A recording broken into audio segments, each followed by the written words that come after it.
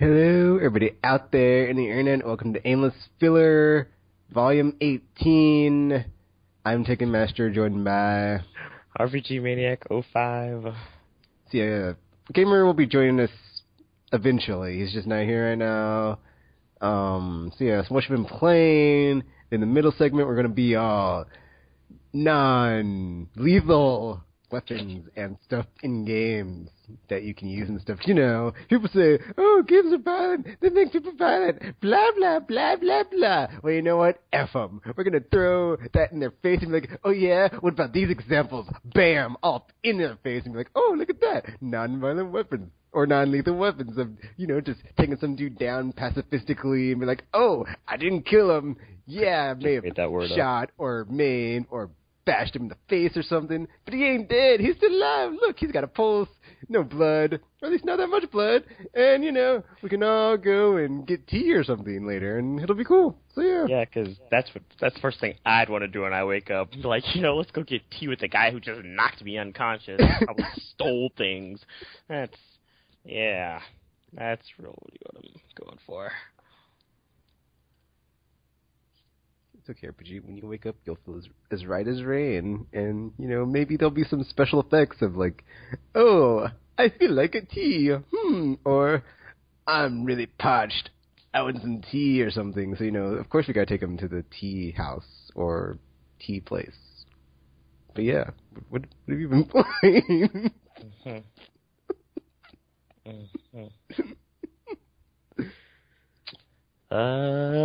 Not much really. I finished Ni no Kuni, so that happened, and that's pretty much it. Because I couldn't get Fire Emblem because apparently there's like some weird I saw that on GameStop issue or something. Yeah, we're putting our pre-orders in on the 8th or something. It's like, what? Because I think it's like retailers in general. Because even like I tried to go to Amazon because I was like, okay, I'll just get it offline, but even they say they're out of stock, so I'm wondering if they, like, maybe there was just, like, a shipping error or something, because now no one has it, and unless you have, like, review copies or something, so. That is weird. So that happened, and. They're like, oh, nobody wants this game, we'll just, manufacture this mini, and then all of a sudden it's like, oh, well, we kind of underestimated the numbers on this title. Well, this will make money, so. Oh no, it's weird. Although you would think. The Fire Emblem series is relatively popular. They should have been. This is like what, the 10th one in the series now. They should have been more prepared. They know better. They know what they're doing. People, seriously, how long have you been in the gaming industry? But yeah, so I pretty much just finished Ni no Kuni, thankfully, so now I'll never have to go back to that ever again and be in that dark place, that dark place that I was in. I heard there's like free DLC. Yeah, it's coming. not. I don't care. I don't even care. The only DLC I'm looking forward to is whenever they give us Virgil's Downfall, and then that'll hold me for some of February until I do manage to get Fire Emblem or something, and then March will happen, and then there'll be Pandora's Tower and Soul Sacrifice, and then Soul Hackers and stuff. So I'll be all right. I don't care about Ni no Kuni anymore. I'm done with it. I am done. I don't care. If you love it so much, then talk to Yukino. Because I'm not the one. I am not the one. Do you have anything to add from last week's? I refuse, because it's only going to cause me to go on another rant, so no. I am not. RPG, our listeners are expecting something, Can't just be like, oh yeah, Ni no Kuni, finished it, whatever. Fine. Okay, well, they kind of try to do that whole bait, that whole final boss thing to kind of trick you into thinking it's like the end of the game, but it's not, kind of thing. But anybody playing it would know it's not anyway. But there's like a game mechanic that's added. Well, it's not really added. It's like altered during that time, which makes you kind of think, why didn't they? Actually, no, it's the one in the final boss battle when it's altered, where you kind of think like, why didn't they allow you to, do this previously? And well, you know what? I could just go ahead and say it's not really a spoiler, but because like you do get a fourth party member, like over the course of the game, but you can only use 3 in your party. But then during the last boss battle, there's a fourth person added to the battle, which means they technically could have allowed you to have 4 people in the party in the first place. So it's kind of weird that they didn't just go ahead and do it. So then you're not, because when you do get the fourth party member, they kind of just sit there because you've already had your other 2 people in there and they're already leveled up and everything. So it's like, why am I bothering? So I pretty much just took his familiar and used it for someone else and kind of just left the party member on the sidelines because, yeah, why? Why would I care? Why do I care about you now? Came too late to the party. But, I don't know. It's still, apparently there's like a lot of post-game stuff, but it's all basically just the same stuff that you were doing over the course of the game. It's just like, because some of the side quests start like, they're like chains, like kind of how the one guy who asked you to catch certain monsters, he'll ask you to catch certain monsters in different regions. And I think like his last quest is you actually defeating like certain monsters because they evolved to be too strong or some crap like that or whatever. But it's like, at this point, why do I care? Because if I've already saved the world or whatever, why am I running these errands for these people? Tell them to get off their lazy asses and go do it themselves. Because I already did all the heavy lifting. You can go do stuff or whatever. So I guess the only real reason you would be doing it is to get trophies, which I'm assuming is what Yukino's doing, because that's the only enjoyment you would get out of it, because there's no more story stuff after it. So there's that. Also, it was there wasn't really any good build-up for the last quarter of, well, would it really count as a quarter of the game? Because it kind of happened right after. So for the last, I guess, eighth of the game or so, there's not like a specific build-up for it, because after you beat the climax boss or whatever, the one that appears to be like the final boss, it's like it seems more fitting, except for it feels more fitting for the end of the game than it would if you continue. And they could have just like left the rest for like a sequel kind of thing and did like a little sequel hook, because there was ways they could have worked that in. I wouldn't have wanted to play a sequel, but they wanted to, because it just felt so. It just kind of felt like a letdown once you get to after that boss, and it's like, okay, everything's all great and happy and stuff, and then this stuff happened, and like, I guess, yeah, we still have to do this, but I don't really feel as driven to do it as I did for everything else. Because it's like, well, this one guy, over the course of the game, everybody was talking about how bad he was and all this stuff, and then you're all going up against him and stuff, and then all of a sudden it's like, well, he's gone, so why do I care about anybody else right now? What's going on here?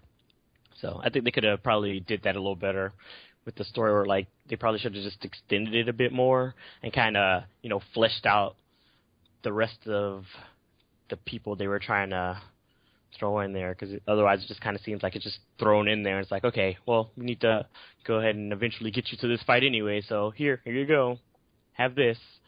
So it's kind of, I don't know, a little disappointing.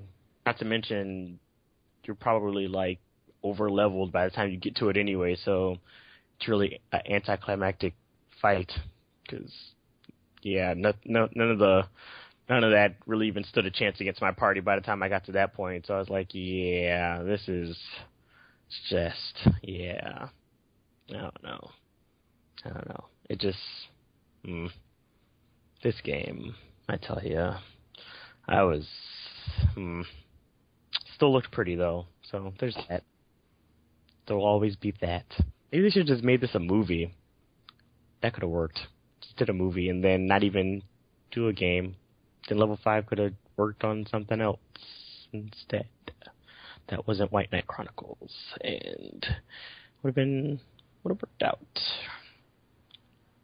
So, with level 5's kind of not great track record this gen on consoles, are you at all worried about their next game for whatever platform if it's not a handheld it's on?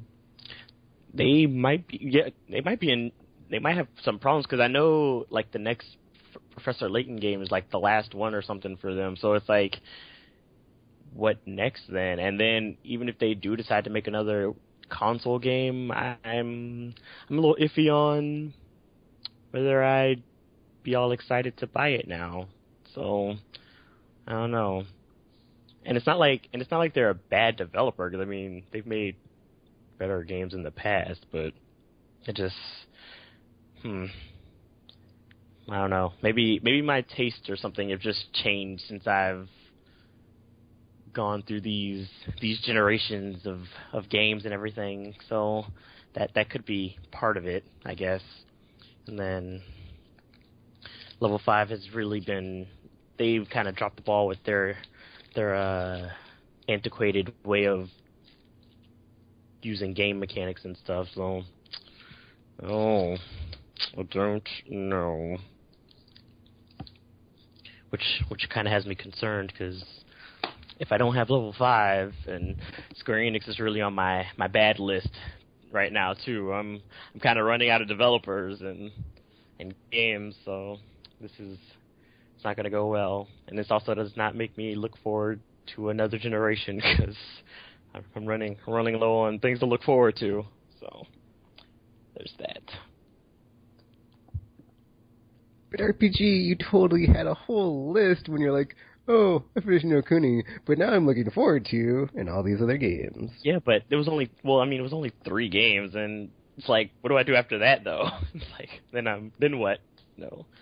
So, I mean, yeah, I have Soul Sacrifice and Pandora's Tower, and then Soul Hacker. It'll almost be time for E3 by then, RPG, and there'll be even more games. Yeah, just what, like, more not would be the more. I'm just worried, because it's like, what if we get to E3 and now all the focus is basically on the next gen? Because when you think about, how Sony and their quote unquote marketing works, it's like they like to announce new stuff, and then it's like then they'll forget about it so they can announce more new stuff. It's like they kind of just, it's like they don't even really care about whatever else was left. So it's like once you get to E3, they're probably going to be all about whatever the PS Next is, and it's like you don't want to. They're not going to be like, oh, this whole new slew of Vita games we have, or this is what we're supporting for the PS3 and stuff. It's going to be probably all about their new console, and it'll probably be the same thing with whatever Microsoft is limping out of the gates with. So it's like I don't know. I don't know if I'm going to be all excited or anything. I think that's what concerns me. It's not going to be. They're going to get there, show off a bunch of awesome trailers, and be like, yay, get all excited for this stuff that's not going to be released for another 12 years, because development time is going to skyrocket again, and now we're going to have to wait again, and they're going to announce things, and it's like, haha, 6 years later, now we're releasing it because we just wanted to get you excited for E3, and then take forever to develop stuff, because these new consoles are hard to develop for. So, even though a lot of people have been claiming that they've already have dev kits for their next gen console, so I don't know. I'm just worried about the state of this industry. I'm concerned.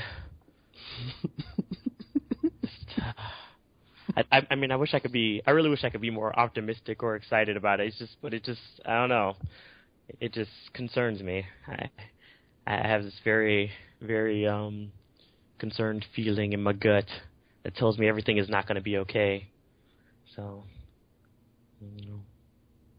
For RPG, we had like $15 billion in games last year sold. Yeah, and most of that was from Call of Duty, so we can't really get all excited about that. Because you know how many potentially great games could have just been pushed on the wayside because of the AAA titles that were all hogging the spotlight, and even those weren't marketed very well, because marketing in this industry has gotten worse over the years instead of better. So, Yeah. Which is another thing they need to work on for the next gen. Their advertising. Because currently it is not great. I think I've seen like one Wii U commercial since it's been released, and God only knows if they have any games coming out for that console anytime soon. So I don't know. I didn't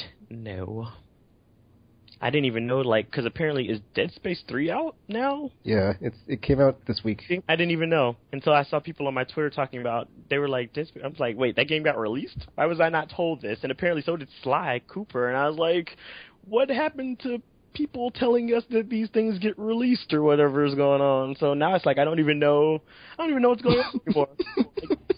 It's like what happened to you know actually telling us? It's like, by the way, this game happened. You should be out there trying to buy it. I've actually have seen a lot of Fire Emblem commercials, which is great because it's the game I can't get that they're advertising, and then the ones that are probably readily available, they're not advertising. So it's like, that's great. That is just fantastic. So. RPG, that's why you're supposed to like cut out the middleman and just go straight to the source and be like, I'm gonna follow PlayStation on my Facebook, or I'm gonna. Like, I try to do that stuff, but then with things always getting pushed back and people trying to be all secretive about their release dates and stuff, it's like it gets to the point where it's like, yeah, I can follow these to a point, and then I have other stuff to do, other stuff to be concerned about. So I don't know. It's like, so even if you know a general idea of when a game's coming out, if you don't get like a steady stream of information of some sort, you're going to forget about it. Or you're just going to stop caring until it's too late, and then you'll find out later, it's like, oh, this got released. So, and then no one bought it. So that happened. Oh. So, no backlog RPG? That's been my plan at the moment. I'm just going to probably go through, because I mean I have like quite a few portable games I need to probably finish up, so I'll probably be doing that for the time being until I figure something out. I don't know. So hopefully That's my plan too. It's like next gen happens and I'm like, do not want to. Yeah. I'll just go back to my backlogs. I got plenty to keep me until there's a price cut. At least, because I mean, at least there's that benefit. Because, I mean, back then when they were releasing games so close together, I was like, okay, well, I can't finish all of these now, so I can just play them slowly. So I can at least go back and finish some stuff I've been neglecting for newer things. But that's only going to last for so long, because my backlog isn't, like, huge, so I don't know.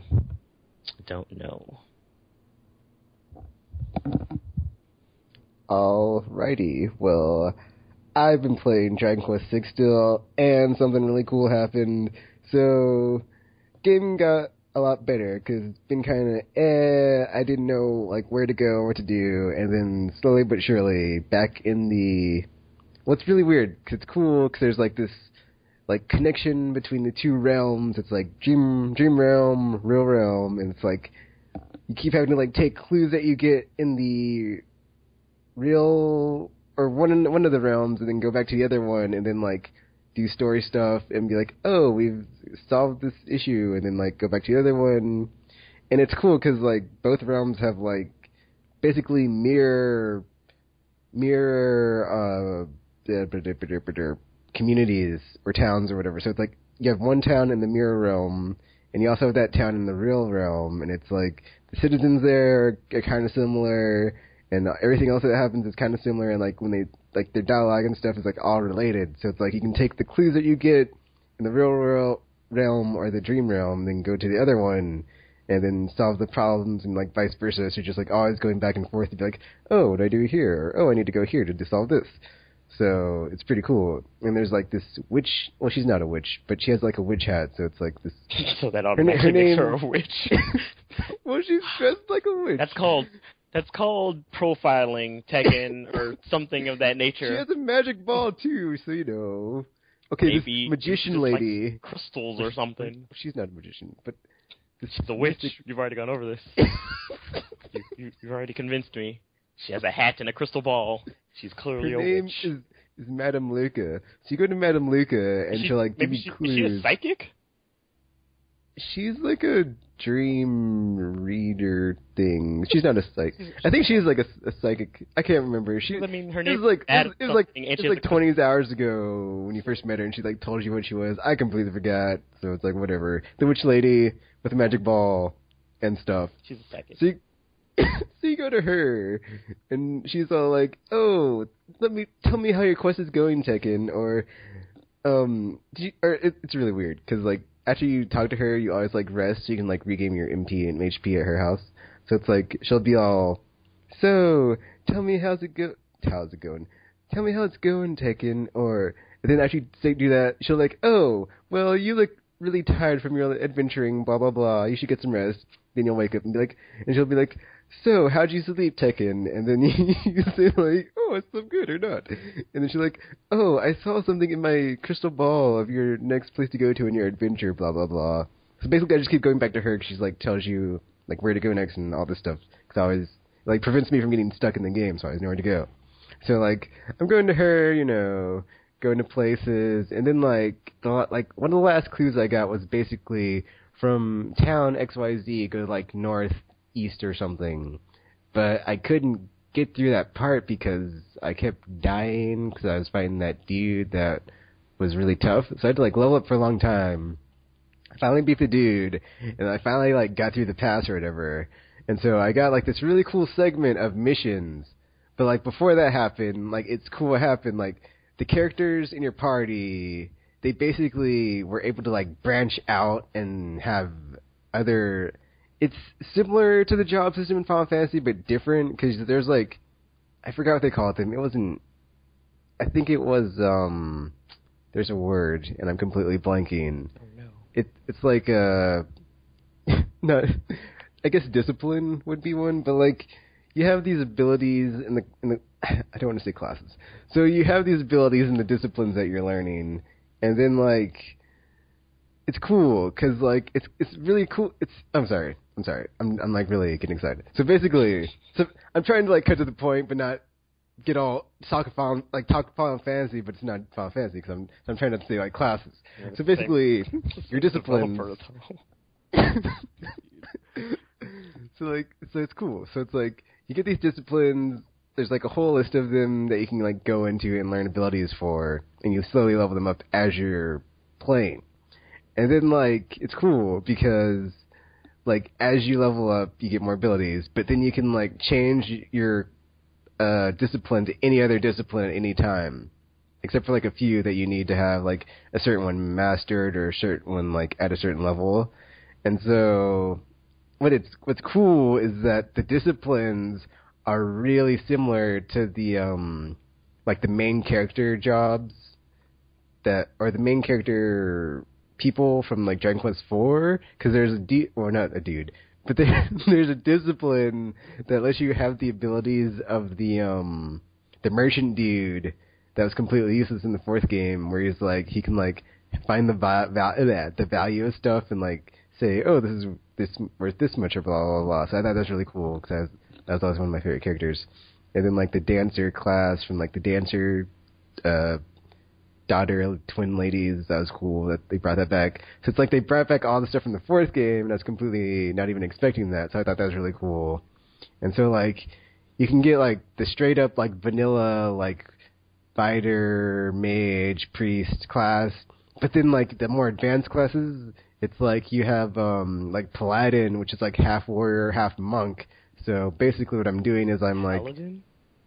Yeah, I thought that was weird, too. I was like, wait, how do you get a paladin from a monk? Whatever. Oh. So you have, like...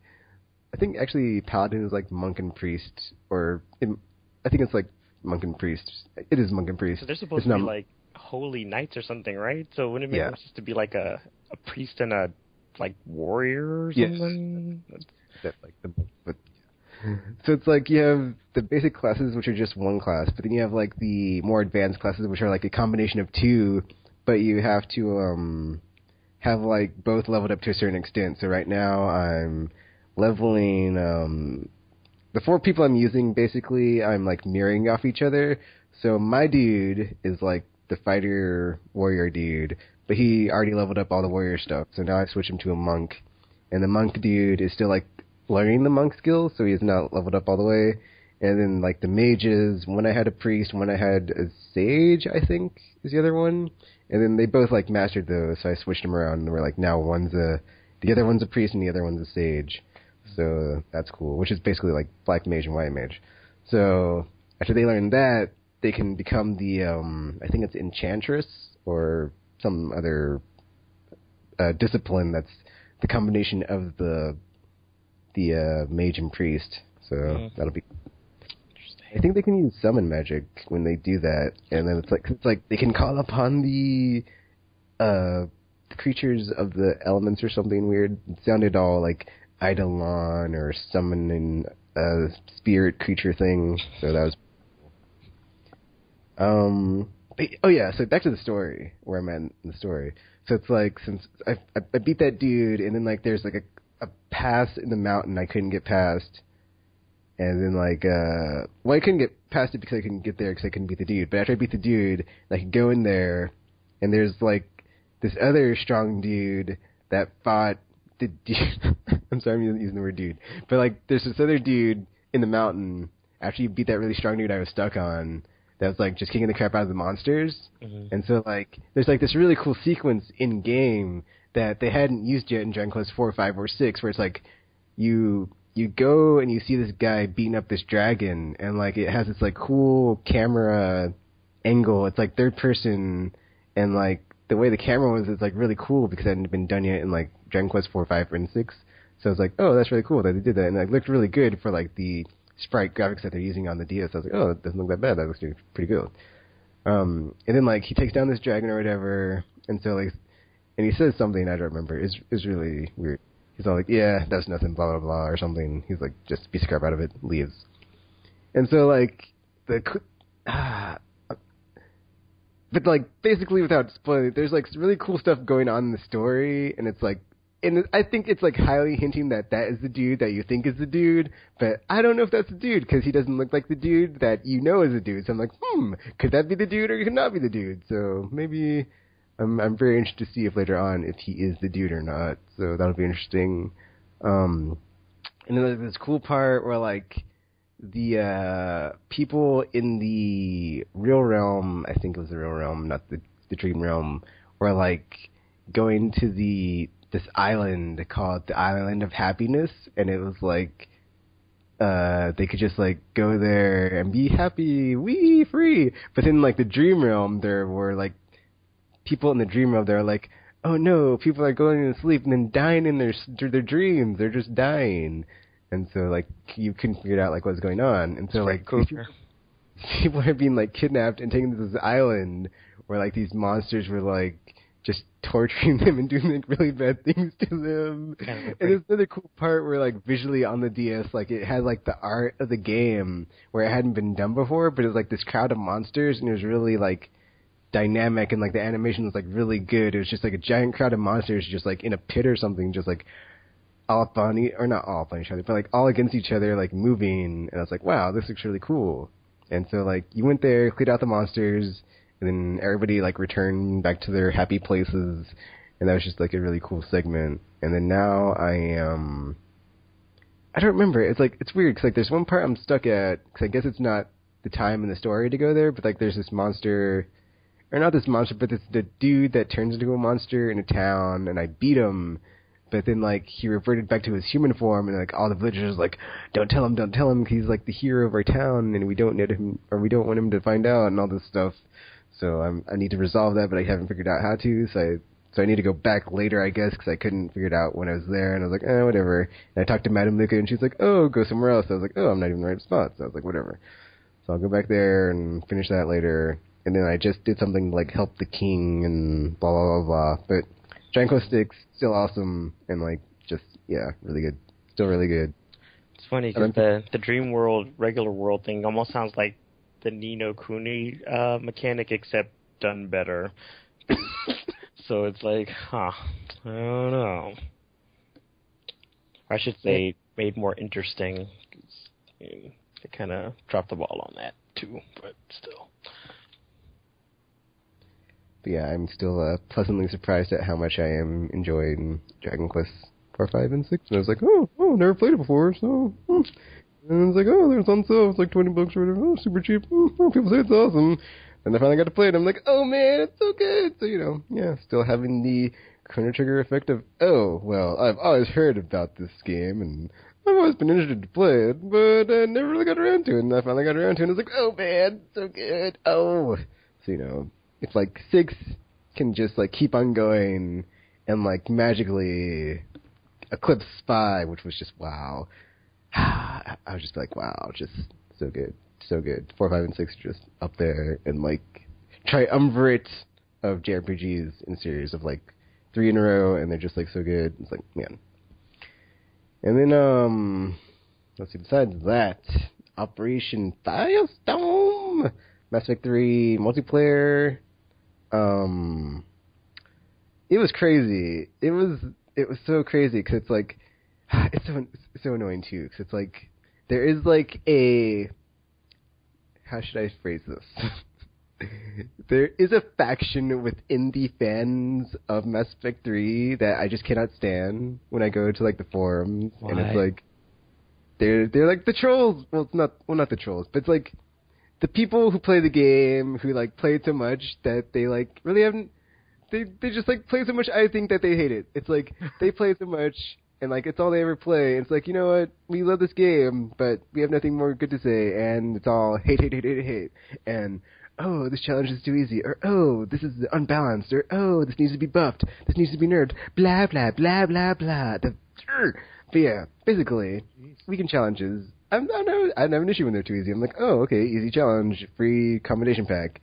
This weekend, pretty crazy because it's like, you gotta get 3 kill streaks in one match, which is like, if you don't know what you're doing, can be a challenge. And even if you know what you're doing, it can be in challenges because there's no, like, guaranteed, oh, this will totally work. So it's like, oh my gosh. Like, I watched your videos. I don't know how you got it.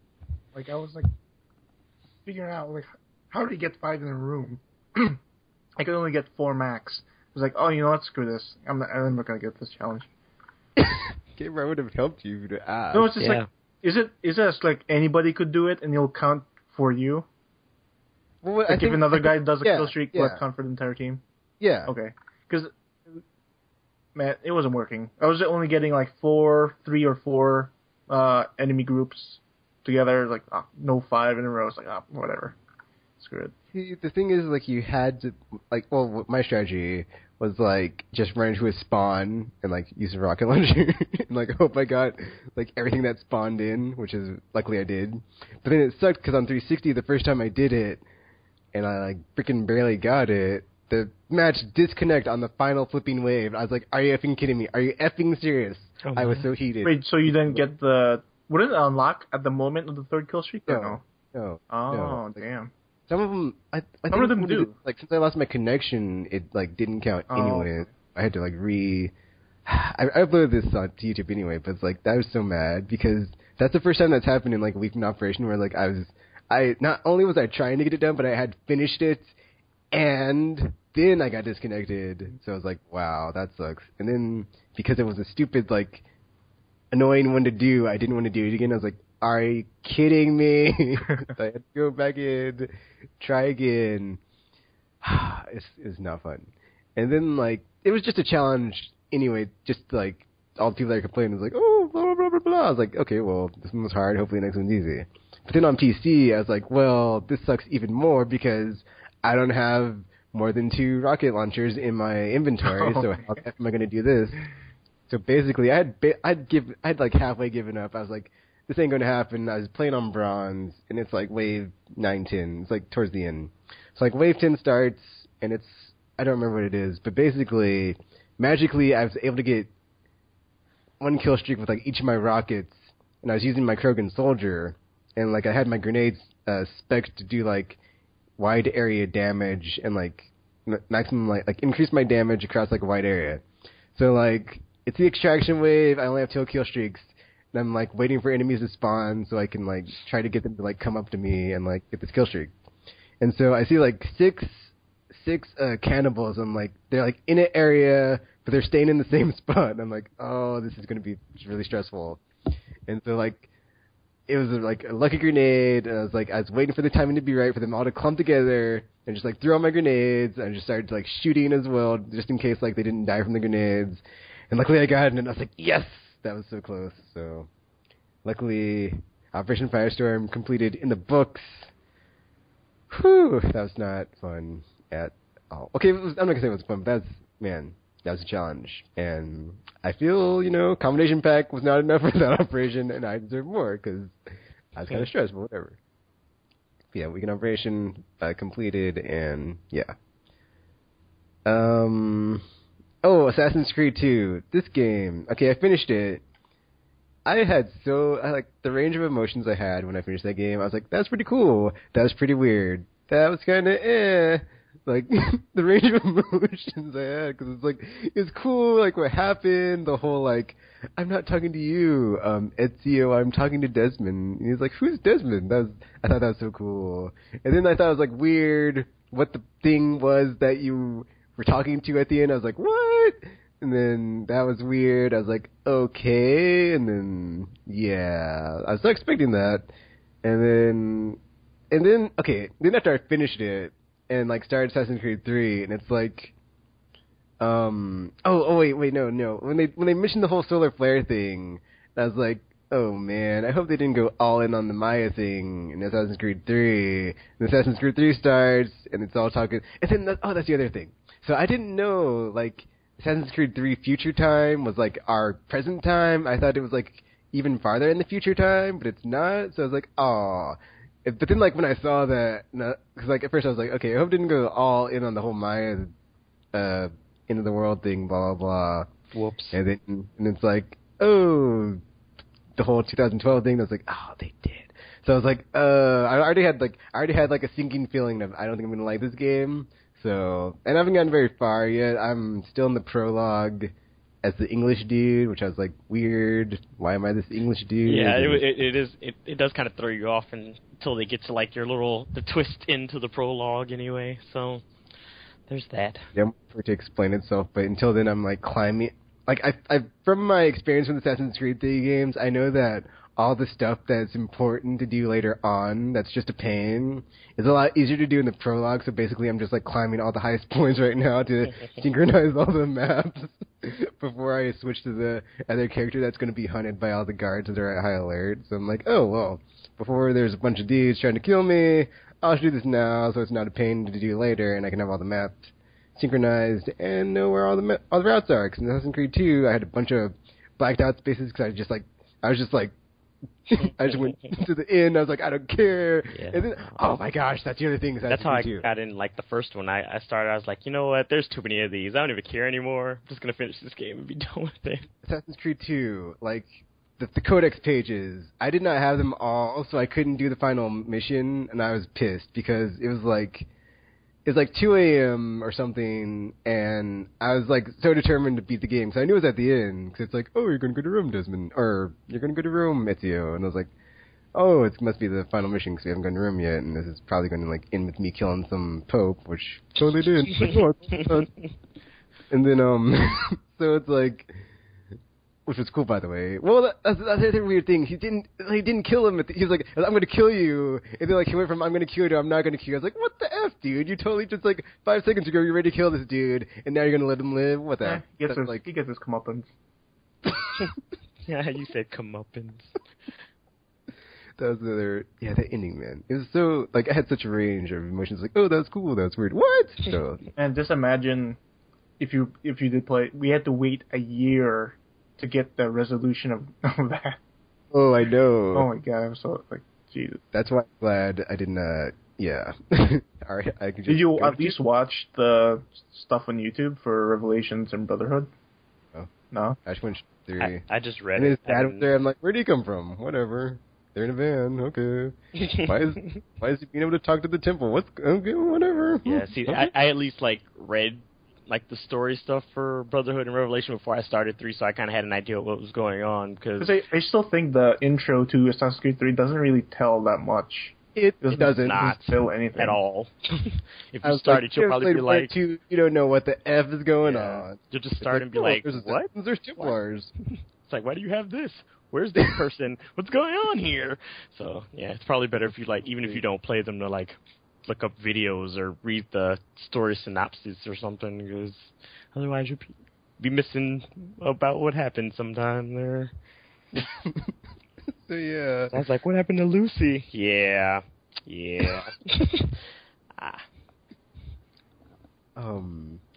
Oh yeah. The last mission, Assassin's Creed Codex. You have to get all the Codex pages. I was so determined. It was like, I don't know, it took me like an hour or two to go from like doing. I was so angry. I was so angry that I was like, you know what? F this game. I'm gonna finish this game because I don't feel like playing it ever again. This game is never touching the disc tray in any console I own ever again, because I'm just going to finish it now because I don't feel like playing anymore, because, I get to the end and I can't do the end because I need to go back and get all these scrolls. Woo! So I was like, you know what, F you Assassin's Creed 2, I'm going to finish you, and I'm never going to play you again. How do you like that?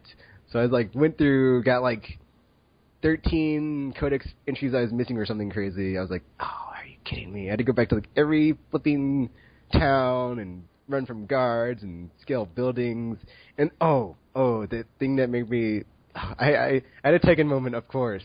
So basically, when I'm looking for my first one, I didn't know that they were in rooms that were being guarded by dudes. So I'm on a rooftop looking at the map like, okay, it says it's here, where's it at? And I did that for like 20 minutes. I was like, where's this thing? And then I went to ground level, and I'm like, oh, but then that's the other thing. I went into the building where the dudes were in, and there wasn't anything in there. But I could have sworn I looted that box.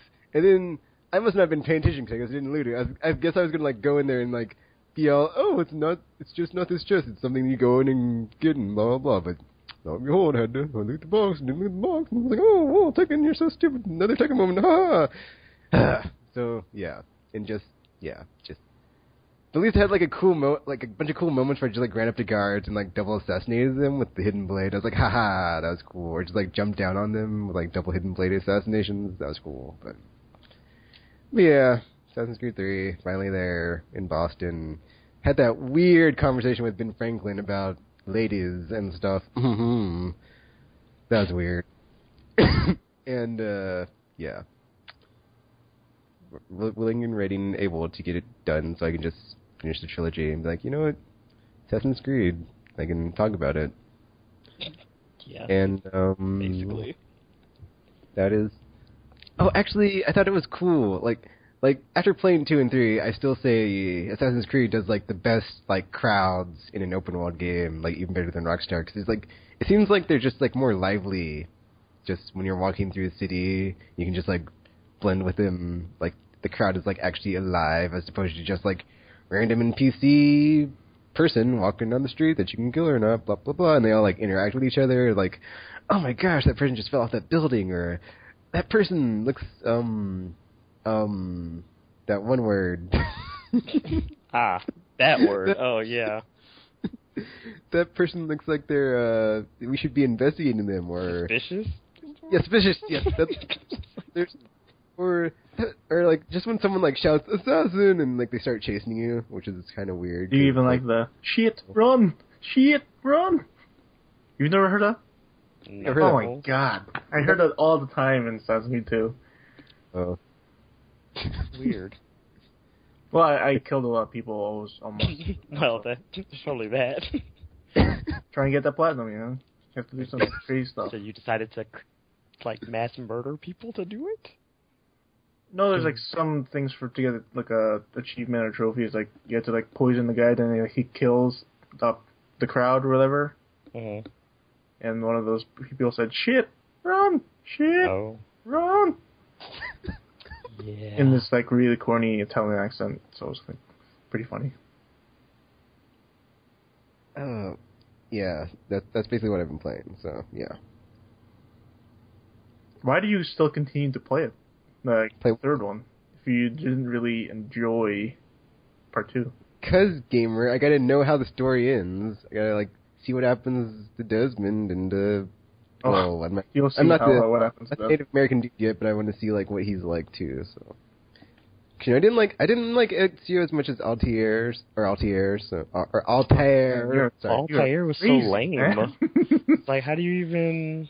Oh. You didn't like the Playboy, man. It was. That's the other weird thing about Altair. I mean, not Altair, but like Ezio. He doesn't really like discover the whole assassin thing until like the very end, which was like so weird because like that's the only one time in that game do they like do the whole like the first rule and then the second rule is like everything is permitted, nothing is forbidden or whatever. I forget what the first one is. It's like something, and then the third one is like always follow the creed. They only did that once in the second game. It's like, oh, that was weird. It kind of made me want to play Brotherhood though, because I was like, oh, it's probably like really cool when you got like your Brotherhood of Assassins, but whatever. Yeah, you get a Brotherhood in 3. Enough. Yeah, but they're kind of lame, kind of compared to the ones in Brotherhood and Revelations. Mm. Yeah, like they have specific skills, but then you never use them. Like, I was like, okay. I've only ever used the one where they start a riot and the one where they just start assassinating everything in the vicinity. So there's that. Yeah, the skills. Some of the skills are so like the ones they hold you captive. Oh yeah, I literally only used that the one time when you got it. So it's like, when would I ever have to use this? So, I only used it once just to get like a treasure chest because it was guarded by 2 guards. I was like, there's no way I could get it. I just sent them to kill them. And treasure chest. That's pretty much what they're good for. To keep me from getting discovered, just have them assassinate people. They're great for that, especially when you have all 6 of them. It's like, yeah, you guys just go kill all these guys. I'm just gonna be over here looting. Good luck. Yeah, I thought it was really cool, like the first mission in the London Opera House when like you kill the dude and then like you're walking away and like all this commotion breaks out, like who did it? And like everybody's like tackling each other and like accusing everyone. Wow, the crowds in Assassin's Creed 3 are so cool. I was like, wow, because it was like to me it like felt like if like the more modern the game got, like how more realistic that would like happen of like if you killed someone and just like walked off. Yeah, they're like, like people would just freak out. I was like, on? wow, that was so cool. So, yeah, can't wait to see the other crowd stuff in 3. Because Desmond has to do a mission too, I think. Oh, it was weird. It was weird. Like the controls were different. So I've been playing on 360. So like, I was like, I don't know. Had the controls changed from 2 to 3? Because it seemed like all you had to do was hold down R1 to like go up stuff, and I was like, yeah, they made it simplified. They probably just I think they just streamlined it. Because like usually you would either hold down A or hold down A and B for like the high, like when the second game was like called the high. When people would like notice you were running that one, like it seems like they took that out. No, and you only have like they kept it in. Like what's on your controller? A would do. You could do when there's a fence, you would automatically jump over it. If you're not holding down A, you will get stuck on the fence. Okay. Because like on the tutorial, I kept like getting confused on like what was what since I hadn't been playing on that controller for 2 games. I was like, is this the normal or is this the high level? So yeah, but yeah, that's it. What I've been playing. Oh wait! I just started SSX and it's pretty good. That's SSX Super SSX. So did you see Jenna's scores? No, not yet. I'm afraid to even open it up just to see the scores. Does she still play? No, but her leaderboard scores are probably there. Oh. It kind of sucks that they didn't have, like, a traditional multiplayer, because I probably bought the game. They added it. Yeah, but Tropical was saying it wasn't, like, the, like, really traditional kind. It's like, there's something off about it or something. It's still off? Man, that's weird. I thought they added like a multiplayer mode, actual multiplayer mode, not just against ghosts. That's sad. But either way, that kind of it's a missed potential there. Well, it was better than what they were proposing. That Modern Warfare, snowboarding on the mountain. You know, the trailer they showed when they first showed it. It was like a military copter in a blizzard or something. Then the guy goes down like the slopes, and the avalanche is coming down. Mm-hmm. That was like the first vision of that game, but then they changed it because of all the outcry.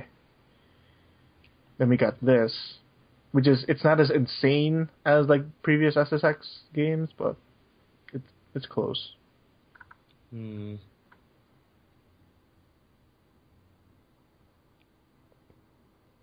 So how is it? What? I only finished the first hazard map or whatever they're called, and I've only unlocked. So after the first area, I've only unlocked the other two areas. So I haven't really played it that much. I'm enjoying it. I don't know. The controls are kind of weird though, because it's like you can do more tricks, but in order to do it, you have to like tap the initial trick button and then push another one if you're playing classic controls like I was. And I didn't want to try like the new controls where it's like you use like the left and right analog, but it's like if you're doing that, you don't have a third thumb for the phase button. So yeah, that seems just really complicated. So I was like, I'm not going to try the new. I guess I'll try the new controls to see if it's better, but it just seems like it would be more complicated. And it's weird because like one of the buttons is like the rewind button, which is L1, which is usually a trick button. So I keep pushing it accidentally, and I'm like, whoops, because every time you push it, you lose points because it costs points to do that. And I'm like, oh, great, I just lost some points for doing that. Oh. And like they changed like the manual from like the right analog stick to the like circle and square when you're on the ground, which is weird, but whatever.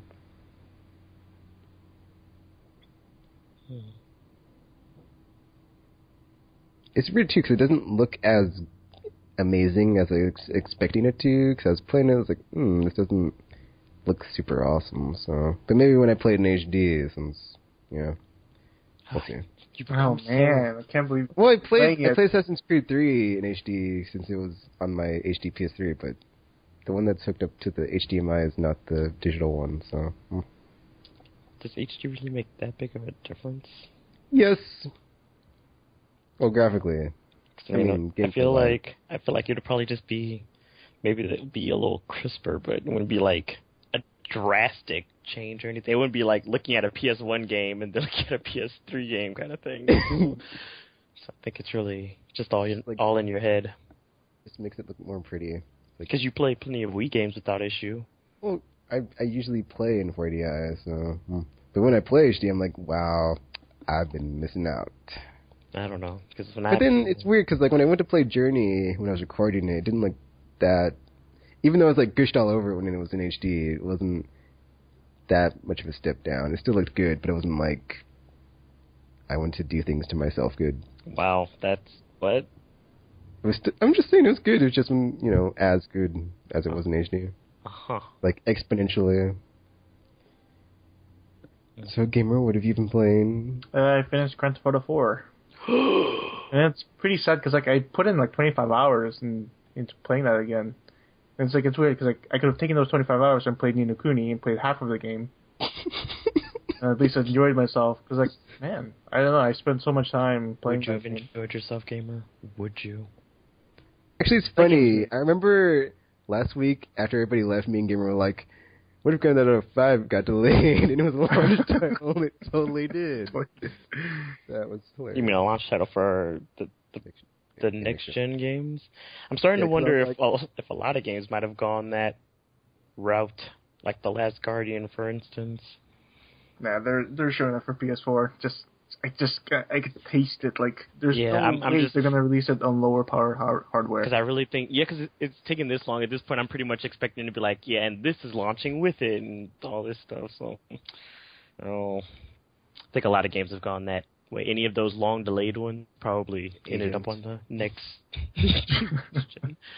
Or that other game that Tekken was talking about, is it Identify or something? The one you were still holding out hope for? That's the launch title, day one. The one you were still holding out hope for? Yeah. It'll probably, it's like, oh, and you thought we forgot about this? And then there's, yeah. Well, what's weird about Grand Theft Auto is like they delayed it because they said they want to polish it some more. So they were supposed to release it in May, which is where all their previous releases were coming from, but then they're like, oh, we'll just delay it. I guess they're that type of company where it's like we don't give a shit when we release it because we're gonna get money anyway. Well, that's what happened with the 4. Is that they delayed it to polish it. So. Yeah, that was pretty funny.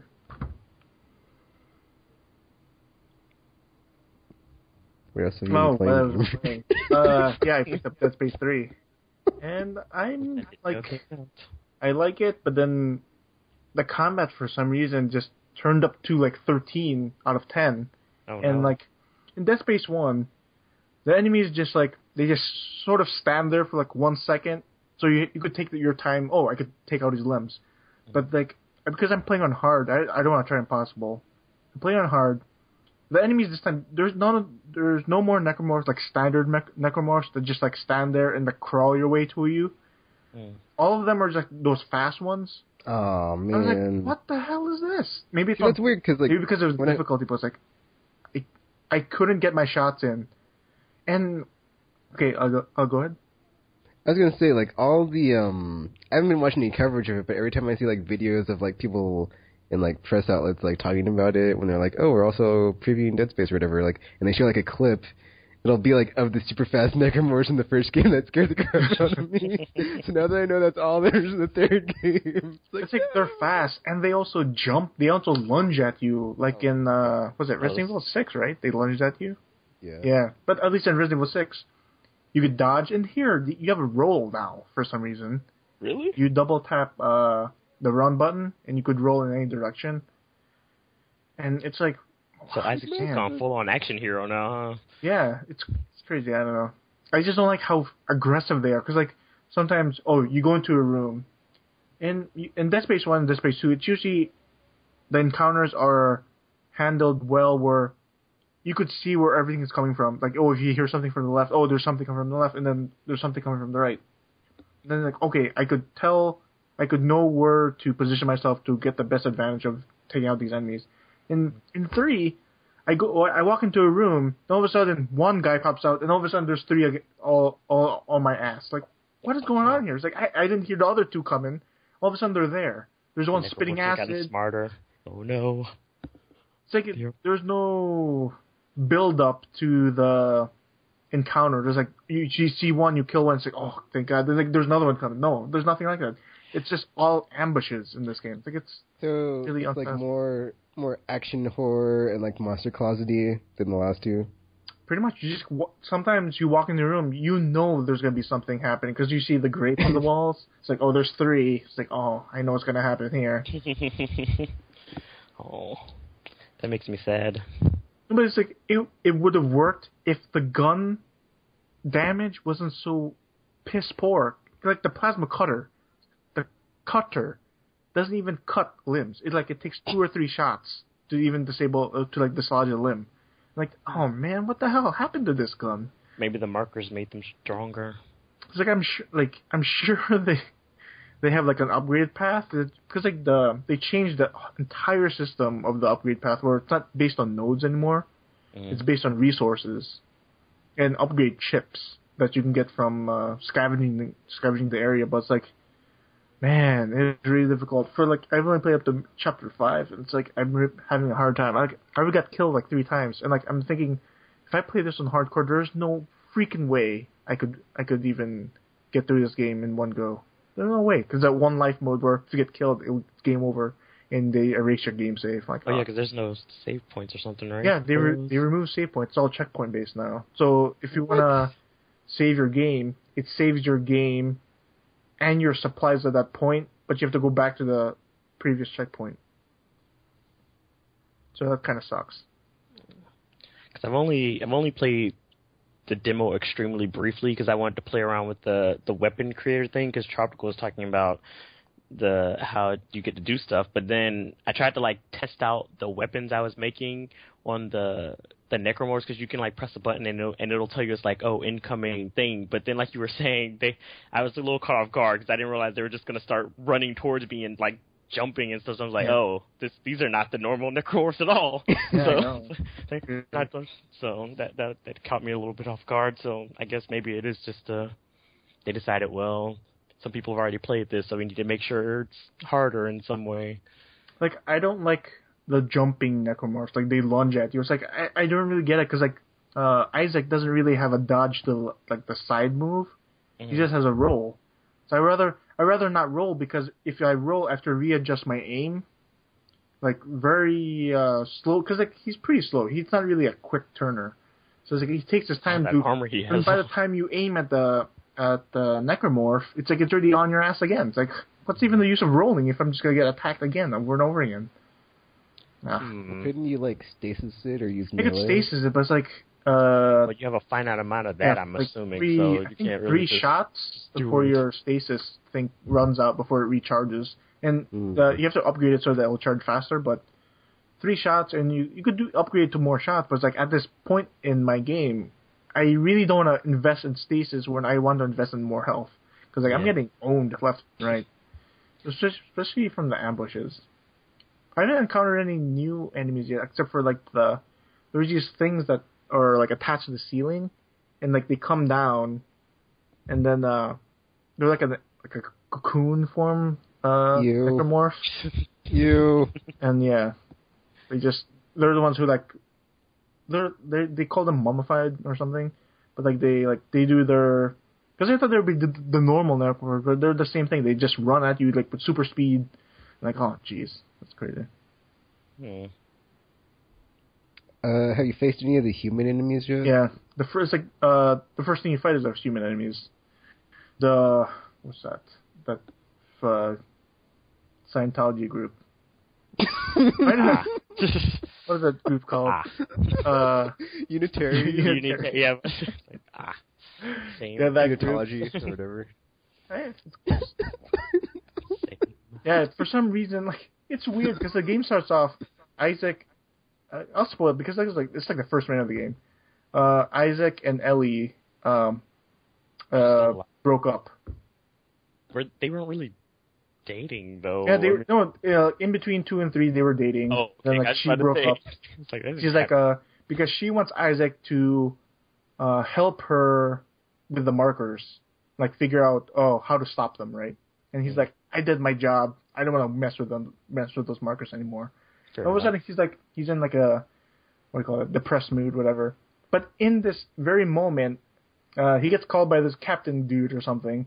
Oh, Isaac, I need your help. And by the time you go outside, everyone's in chaos. So there's like chaos everywhere. It's like no one's alive. Like people are getting killed left and right. There's like police stations they're all dead. They're like impaled. There's some ripped open. Like this happened while he's there groveling. Oh my God, I miss Ellie. Like. What the hell happened? Do you not hear the screams of people? I mean, to be fair, Isaac's been through a lot, gamer. Yeah, he could be having a moment. I'm about to say, it's like, he's been through a lot. Issue moments. I mean, this guy, like, he hears voices gamers, but only his in that moment. Yeah, because it's like, basically, he went from being an engineer to being a psychotic, being attacked by reanimated space zombie monster things and all over. You know, and I love it how he has a plasma cutter on his like bed, on his like lamp desk or something. It's like, who the hell carries an engineering tool beside their bed? That makes no sense. He's been through a lot, gamer. At any moment, he knows he could go down. So that it's justified. I would keep something weapony next to my bed too if I had just been attacked for the past 2 games or whatever. It's like, are you ever really safe? Like, come on. It's like I'd keep like 3 of them, one under my pillow, one under the mattress, one on the nightstand. It's like, in any moment, it's like, oh my gosh, dual wielding plasma cutters. So yeah. I'm amazed that for a crazy guy, like he's getting off easy. He was in an apartment or something. It's like, shouldn't he be in like an asylum or something? He did extract it, didn't he? I think I remember. He extracted or something. I don't know. Well, no, he was in an asylum in the second one though. Didn't he? Well, they put him in there for their own uses. That's why. Yeah, but he was still. I mean, he was still in a straitjacket because he was crazy. So. Yeah. But yeah, even though the combat kind of misses for me, I really enjoy the action sequences in this game. Even though a lot of people don't, because it's not Dead Space. Yeah, whatever. I like it. It's like I love how Visceral puts cutscenes right next to gameplay. It's like there's no break in the action. It's nice. But yeah, I like it. That's pretty much it. Any Wii U or Vita talk from either of you? Vita, Wake Up Club sucks. Oh, I kind of got that idea from when Tropical was talking about. I was curious as to why he even bothered downloading it, considering it doesn't work. It doesn't work. It doesn't work. It worked the first day I used it. Like I was waking up people like, tapping on the screen like, wake up, motherfucker. It worked the first day, and like every day since. It's every time I wake up. The thing is, there's a trophy for waking up within 3 seconds. That is impossible if you're doing it like the normal way. But when you open, when the thing is beeping, the Vita's beeping, then you press wake up the Vita. You have to press wake up the Vita, then goes to the screen where you have to tap your icon to wake up. I tap that. Oh, you woke up in 4 seconds. Like, I did it the fastest way I can. Like, there's nothing. Well, you could just set the alarm for like a time that you're already awake, and then just as soon as that time approaches, you could just press it so you could just be ready if you want to check the system. But I'm not that. Yes, you are. Don't lie. Greedy for trophies. You are. I've mentioned. But like the point is to wake up. When you wake up with other people, there should be other people sleeping. But whenever I wake up, everyone's awake already at 6 o'clock. I was like, who the hell? What? People have to go to work, gamer. Then one time I overslept, but then when I boot up the game, it says I didn't oversleep. I'm like, okay, it's weird. I also have the issue of like leaving my Vita on to do that. Just like, man, it's like I don't feel comfortable doing that. So, that's why I didn't even bother with it. Especially since I already have my cell phone using as my alarm clock. So yeah, I mean, yeah, it's a good alarm clock. It works. I hear it. So, yeah, Vita, nothing. Even though I've just been downloading the free games on PlayStation Mobile. PlayStation Mobile? All I've been doing. Man, Vita's doomed. Yeah, I'm worried. Right. Especially now that since they're doing their reveal so early, I kind of think they're going to push it to the wayside, and then the new console is going to get released, and they're just going to forget all about anything that came before it. And well, I know there's games coming out like Tearaway and Killzone Mercenary that look really good, but other than that, it's like, oof.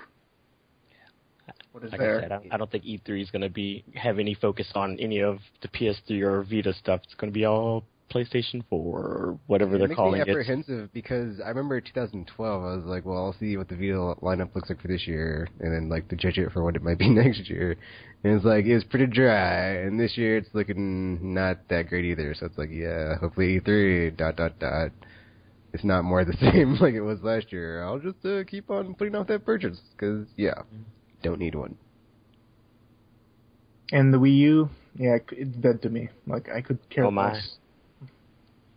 But what if they release awesome stuff for it? They will in like, 3-4 months? 3 or 4 months? That's like almost E3 time. Nobody's going to care then. I mean, Beta 2 supposedly it's in the fall or holiday. Oh, no. 101's supposed to be this spring sometime. But that's like, 2-3 months away. It's like, there's really nothing. Unless, I'm probably just going to use it as a Wii for now, so I'm okay. Don't you already have a Wii? Yeah, but I shelved it, so I'll just use the Wii U for it. Because I transferred all of my stuff over from the Wii to Wii U, and they're based everything on the Wii. It's like, there's nothing on the Wii now. I wish they had, like, bigger hard drive space on it. Because it seems weird to have a save onto it and then not have, space. Wait, on what? The Wii U? Yeah. Mine came with a 250 gigabyte hard drive, so. Oh, really? Yeah. Oh. Well then. Even though I'm gonna barely use it, because the digital downloads, screw that. Like, it's attached to the console, not to the account. Screw that. It's probably to keep people from sharing and stuff. Yeah, pretty much. So, I'm not gonna buy one single thing unless it's like exclusive, like a exclusive downloadable title. No way. You're not tricking me. Well, they already did. You have a Wii U gamer. Well, it's like their job is done. I had to see it in action. Like, I just want to see their tech, and it works. I think the best thing about the system is the Miiverse. It's like, see, that's weird to me because like I was totally expecting, and they're gonna, like after the blackout at the Super Bowl to be like articles about like on the Miiverse during the Super Bowl blackout, people drawing stuff. I haven't seen like any coverage from any outlets about that. So I'm wondering, like, is there anything on the Miiverse, on the TV thingy gamer? But I can't use like, TV when that happens? because I can't. I need a cable box in my room for that to work. Like I don't have a cable in my room, so never mind then. Comcast is being a dick. My. But Miiverse is like it's awesome because you get to see other people's drawings and how to see. Oh my God, there's better people on here than I can ever draw. I can only draw stick figures. People are drawing like artistic visions of Zelda and shit. I'm like, oh my God. Like the Netflix page is like full of like movie drawings and shit. It's the best thing ever. That's pretty much all I use. I like boot it up once a week just to see what people have drawn in Miiverse. And that's pretty much it. Oh, that's funny. Alrighty. RPG, did you pick up Fire Emblem? I have not been able to because there aren't any in stock anywhere. Yeah, I heard about that. It's like people are going crazy and shit. Yeah, which makes me sad because it's like people who got like review copies and stuff won't stop talking about how awesome it is, and it's like, hey, thanks for the rest of us who can't get them at retail yet. So, way to be. I was watching a video review, man. The cutscenes in the game are so great looking. Like that would be a great Wii U game, but man, it's not on Wii U, so. I know the tablet. You could like move your units. I know, right? It's funny because like I was telling Tekken earlier before we started podcasting, how I had Nintendo stuff for like our next gen discussion stuff, but it's like because of the way like the DS or the 3DS work or whatever, it's like you could do so many interesting things with the tech itself because it's not just like they're not necessarily concerned about just getting out a console with prettier graphics. They're actually trying to, do stuff to, innovate or whatever. So like with the Wii U, games like that would translate because you have like a dual screen in a sense, and you can manage your inventories and manage your units and everything from one screen while nothing but just the action plays out on the big screen, and you can get all the pretty cutscenes and stuff, but at the same time get the functionality of the tablet, so it's not all clunky and hard to use. I mean, that tablet would work well for a lot of strategy games and stuff of that nature, so it's I guess if nobody's developing for it, that really doesn't matter, does it? Well, first party always matters. I mean, I'll never use it for third party, but it's like first party. I mean, they could release whoever developed Advance Wars. I think the same people, right? I don't. Intelligent Systems. Yeah, I think maybe. I'm not sure. But they could make something for Wii U, like Advance Wars U or something. It may not be cost effective. But yeah, it was Intelligent Systems. Yeah, because like the cutscenes in Fire Emblem, they look freaking great. Because even though, you mean like the animated ones, right? No, I mean like the cel shaded. Yeah, they do look really pretty. Like, really good on the Wii U. It's like, but it's on the shitty 3DS. Hey, you watch your mouth. 3DS is fine. 3DS is PSP graphics, dude. Yeah, but you're saying like the PSP's graphics are horrible or something. Like, what the hell, gamer? No, but there's something better. It's called the Wii U. The Wii U is just a big 3DS. See, these generations have just made you graphics whores. Now it's like anything. It's like, oh my god, this isn't good enough for me anymore. I need perfect HD and all this stuff. It's like the games look good. Funny they don't have to be. When a game like Minecraft that looks so fugly is so popular, voxel graphics, woo! I don't know. For me, they look good enough. I don't feel like there's an issue there. So, it's amazing, but it is amazing that it is selling out. Whether or not they're constraining supply for digital downloads or what, but yeah. Or what? There's like a stupid conspiracy theories like Nintendo's constraining the supply so that people will buy it off their download store. Are you talking about do you think that's what's going on? No, that's a conspiracy theory. So go about it. I was like, no, because I don't think so. From my understanding, it's just a shipping error with the retailers or something that's preventing people from even getting it at all. So, and I refuse to buy any download-only stuff.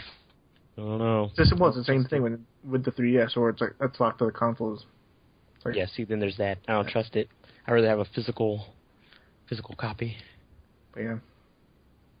Which also concerns me about the download-only future. I would like if it's like Steam. Or if it's like Girl Games, where I get to keep the installer. I don't know. Forever.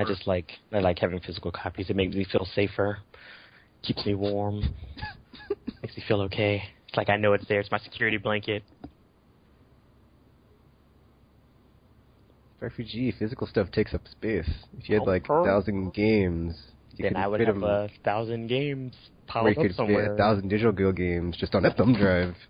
You know, I wish games would just fit in a flash drive, because like there's like 12 gigabyte flash drives out there, or like pretty big flash drives out there.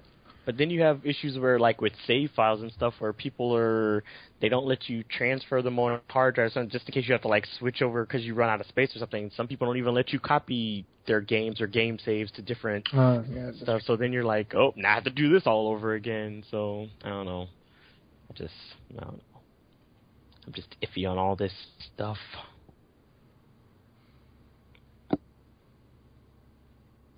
Alrighty. Well, guess that's it for what you've been playing. And we'll come back after this with non-lethal weapons in games. Yeah.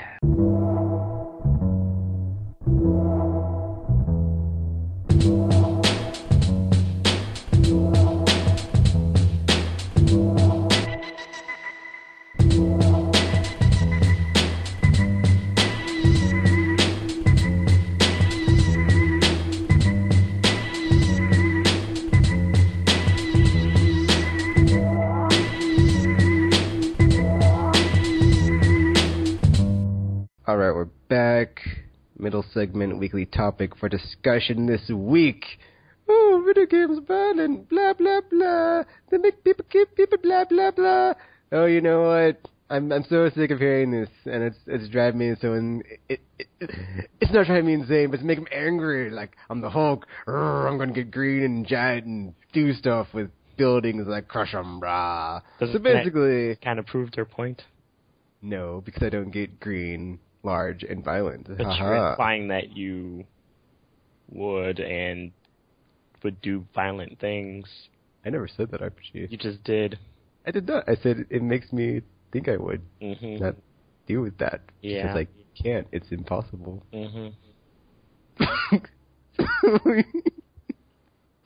But, you know, not all games are violent stuff, so, you know, let's have a celebration of the non-violentness of games. You shouldn't really, it's not really non-violent. I'm getting to an RPG, sheesh.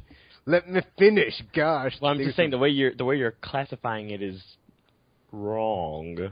Well, there can't be any non-violent weapons. We already discussed this for the podcast, RPG, remember? Seriously. Non-lethal. Non-lethal, so, you know. Games with non-lethal weapons and stuff, or characters that use non-lethal weapons or means of force to, what's that word? Neutralize people, yeah. I didn't say kill, I just said neutralize, you know, you just knock some dude out, neutralized, haha. So, yeah, RPG, would you like to start, or would you like me to start? Start, I guess. So, you know, this is the topic I thought up a long, long time ago in, like, Gap 1 or 2.0 days.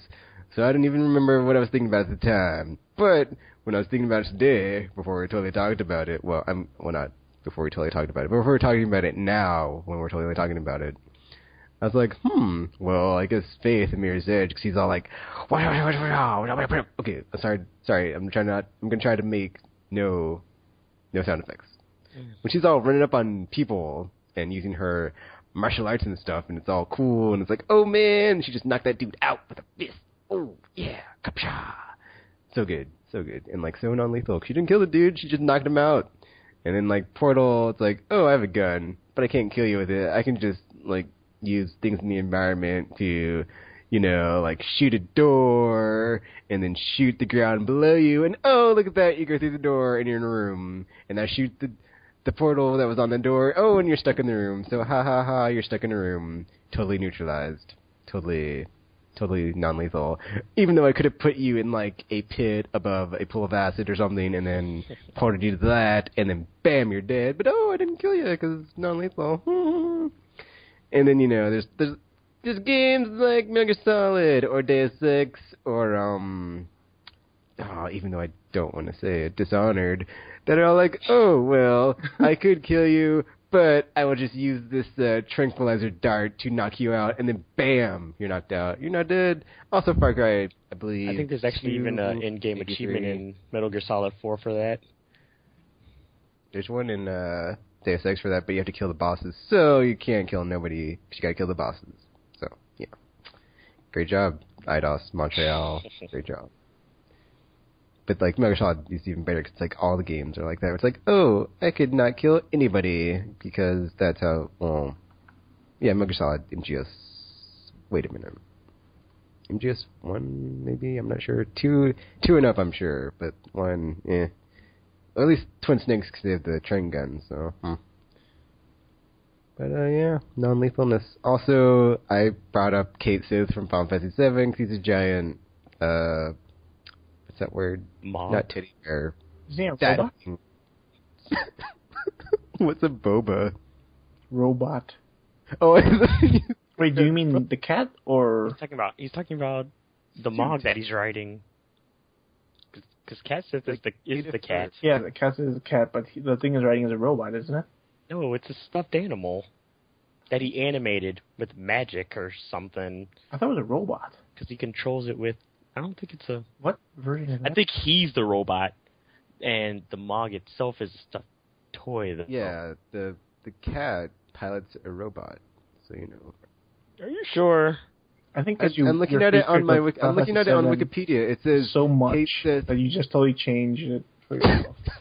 Kate Actually, Sith strange is a enough, robotic it's actually talking one of my cat who's favorites. extremely friendly, Yeah, he's but the often robot. unreliable. That's what I said. You said he was a doll. In No, I Final said Fantasy the VII, Mog he rides is. on the Cat Sith back is the of robot. an Wait, unnamed Cat Sith is a robotic Moogle. Like the actual cat is the robot. That big thing he's riding is like a stuffed animal or something that he animated. Wait, cat is a robot? But getting Yes. back to Kate Sith before you two would be quiet, Yeah, he uses a megaphone, and megaphones are completely non-lethal. And he's like, oh, I'm okay, because he's not alive. In the Wait, traditional sense. It's about like Cat Sith, or whatever the hell, his name, the black cat thing. He's not, I was telling, because Gamer, he's not alive. In the Oh, man, I have to replay it. Shit. Because that's when he comes back after he gets crushed, and he's like, yep, I'm alright, guys. Totally not dead. So, yeah. But yeah, he uses a megaphone to make Mog beat things to death, which I had to tell Tekken does not count as non-lethal, because he's beating things to death. So, yeah. That.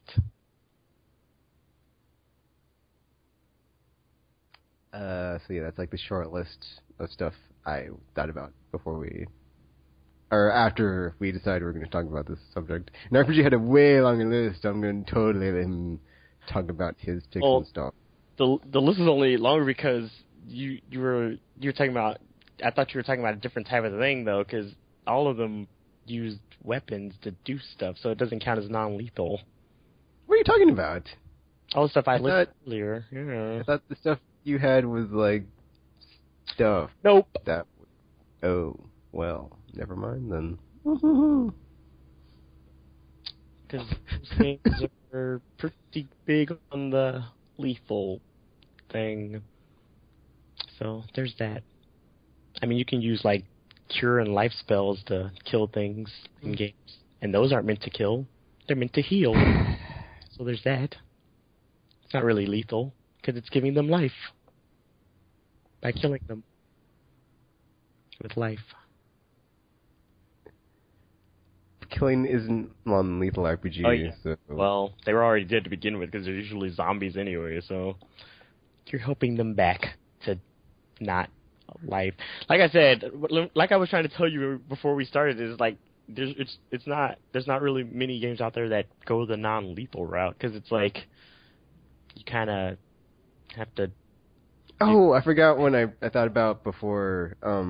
So yeah, the original Deus Ex, you can totally use pepper spray and like cattle prods to like knock people out. Just saying. I don't know. Add it to the list. I don't really... Oh, and it also has tranquilizer darts as well. I'm just saying, though, cause just because games allow you to use lethal force doesn't mean they're bad and stuff. We're talking about RPG. Games are violent and make people bad and blah, blah, blah, blah, blah. I'm one of those people, blah. So are movies and TV shows and plenty of other things in life. Doesn't mean anything. Because there's really very few games that are played. I mean, I guess there's like the Professor Layton games and games of that nature. You don't really kill anything at all because it's not how they work.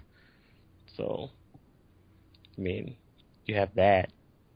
Just or Tetris, because you're all like, oh, let me stack these blocks in your face. It's block-on-block violence. actually used that as one of my things for one of my public speaking classes. When I was talking about video games and stopping the violence in them. That was one of my first examples. Block on. Block on. Has to be smart like that. But yeah, it's. I mean, like I said, like most like puzzle games and stuff, pretty much like don't go the violent route and stuff. And I guess a lot of platformers are relatively clean when it comes to that too. Because I mean, yeah, Mario can like jump on stuff, but it's not like taking out machine guns, slaughtering everything in the vicinity. So it's not the same. So I still have another one. Jet Gun Radio, spray paint, totally non-lethal. You can like blind someone, but you're not gonna kill them if you like spray it in their face. You're like, oh, look at that! I sprayed you in the face. They won't die. Unless you're allergic, they might. Then they but, get poisoned and die. Maybe. Yeah. If it's like poison spray paint. Yeah. So that can happen. Games are violent. It's our conclusion. What are you talking about? Good job, team. It's your conclusion, not my conclusion. Oh. I mean, maybe the vast majority, but, there's still that, non-lethal minority that is unrepresentative of the majority that, you can't just judge them all by the majority, because what about that small minority? Because the majority is in the hands of most people. That's kind of the whole point of the majority thing. So. Oh, also, Riot Shield, Call of Duty. You may kill people with those things, but in real life, they are totally just a, like, defensive weapon and stuff. Like, sit there and take it. They're not the giver, they're the taker. Oh, yeah. Wow. That, Can't believe you. Of bullets? Gosh, what did you guys think I was talking about? Seriously. Did you hear what you just said? What did you think we thought you were talking about? Dirty mind. Seriously. This guy. How else was I supposed to phrase it, RPG? Seriously. It's a Riot Shield. It just takes it. That's what it does. It's like designed to take it in the front. I'm going to need you to stop now. Yeah. Because that's not helping at all. I don't know. I just don't know what you were trying to prove, because there's not... I was trying to prove anything. I was just giving some examples, because, clearly there's a bias against, and stuff. I already told you, scapegoat. Of course people are going to use it, especially when things like Call of Duty are the majority of the games that are out there. So it's like, hey, this game is selling tens of millions of copies, so clearly...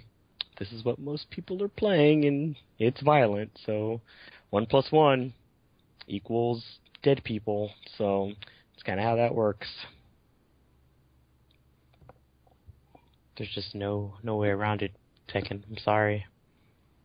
There's also that time-space manipulation device in Quantum Conundrum, or whatever it's called, that glove thing. I don't know what it's called, but it's not a gun that kills people. It's similar to the portal thing. It's like a dimensional shifter thingy. That's what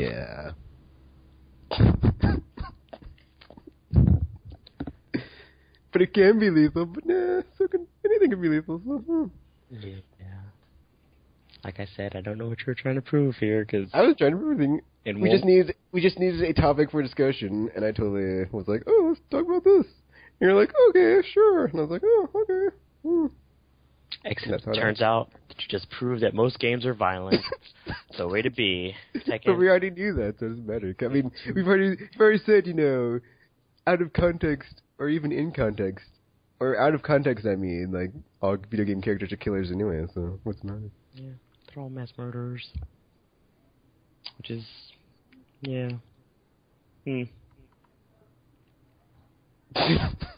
Yeah, makes you think. Do you have any examples, gamer? I just thought of another one, by the way. I like Ape Escape.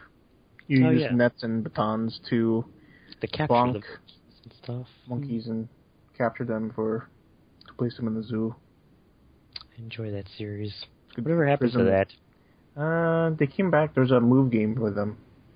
I don't have a move, so that doesn't really help me.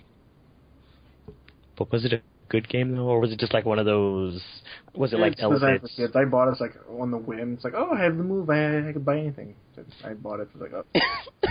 There's like anime scenes. Like, this is really just for kids. Because I think when I saw it, it looks almost similar to Elebits. Like they're in the environment. Yeah.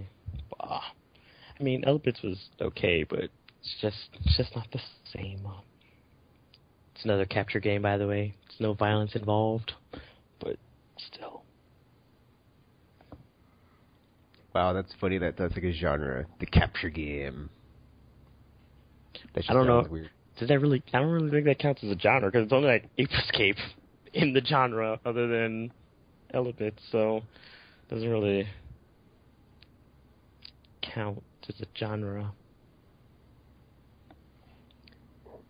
Yeah, I was going to say Bard from any RPG where you're just going to sing the enemy. Well, I guess if you sing them to death. But you don't usually sing them to death. You usually, like, have status elements. At least in Final Fantasy Tactics, it's like... Which makes you silent. Basically almost useless. Edward, we're talking about you, whose ability includes hide, which is all kinds of useful to the rest of your teammates. You spoony bard, you. You spoony bard.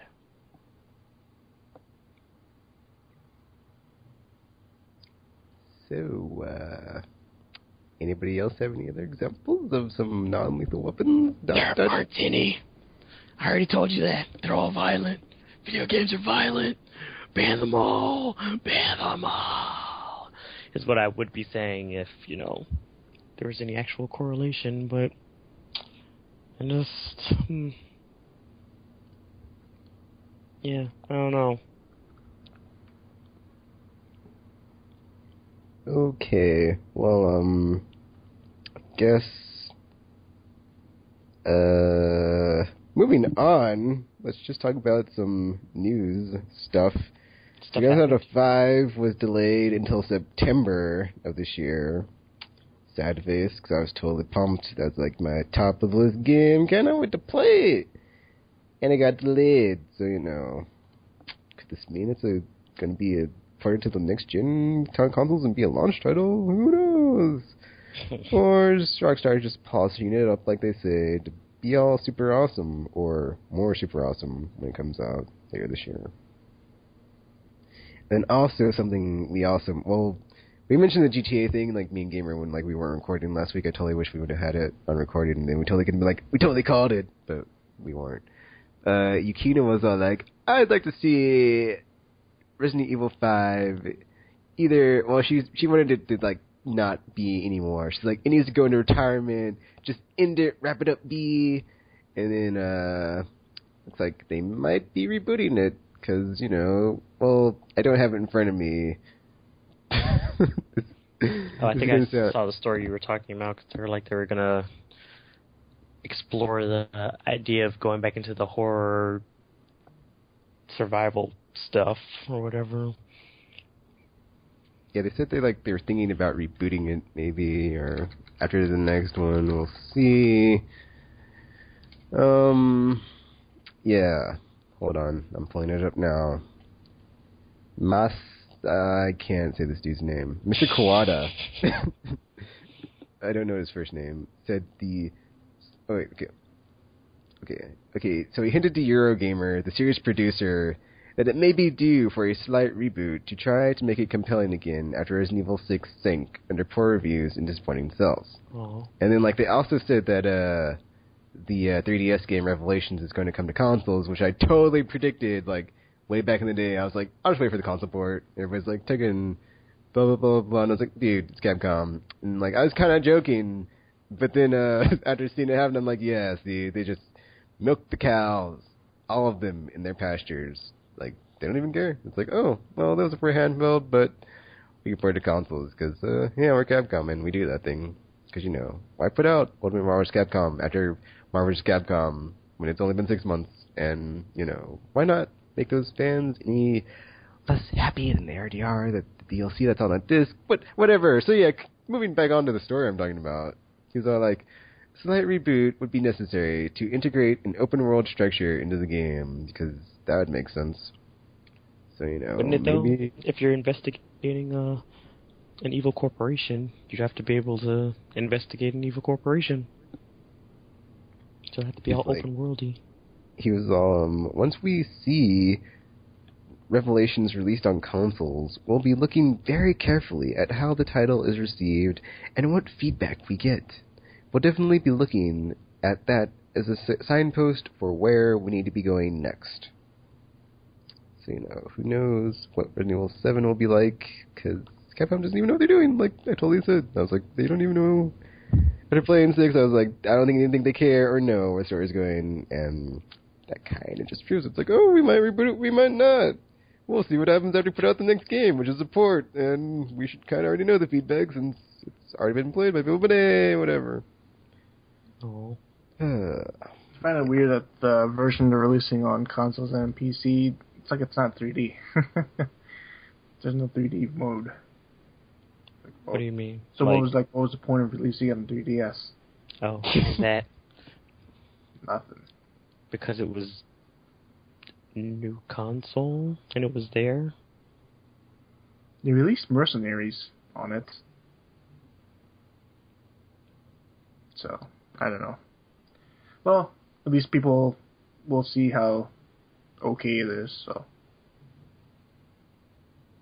It does come with raid mode. That's a co-op mode. It's pretty cool. You get to upgrade your weapons and shit. I've never played it because I still have to beat the game, so... I'm even doubting myself, like, should I beat it or just wait for this up-res? You should wait for the up-res. Because you're going to do it anyway. Kind of like garbage on the 3DS XL. Well.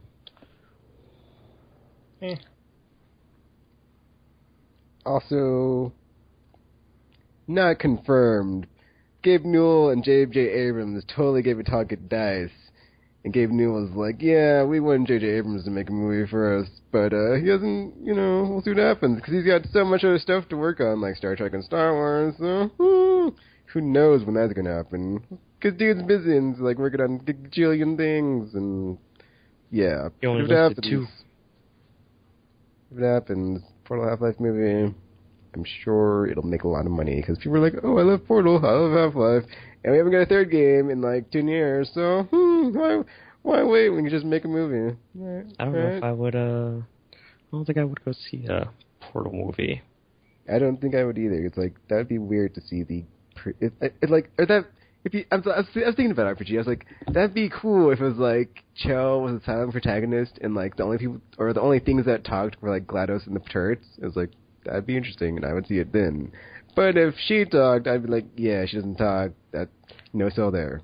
But it'd be hard for them to carry a movie on, you know, just her walking around and running into turrets and having GLaDOS snark in the background. It would be a faithful adaptation RPG. Yeah, but it's different from playing it and then just sitting there and watching it happen. Which is why games bear the movies. Yeah.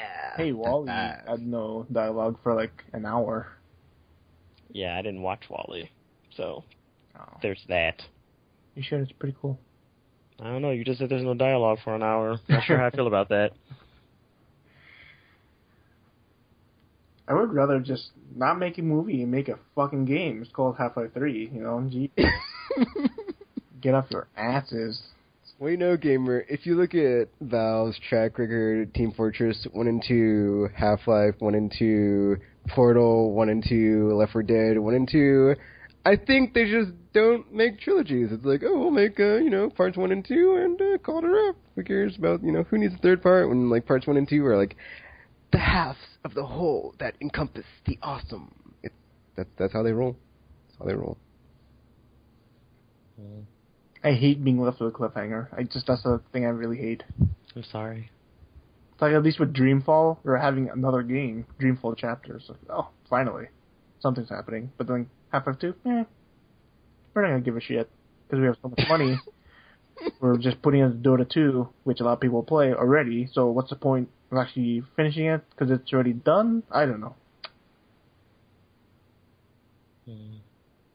And you know why we're at it? Just why don't they update the Steam app? Because Steam as an app sucks. Seriously. It's slow. Sometimes it doesn't load it like quickly. Yeah.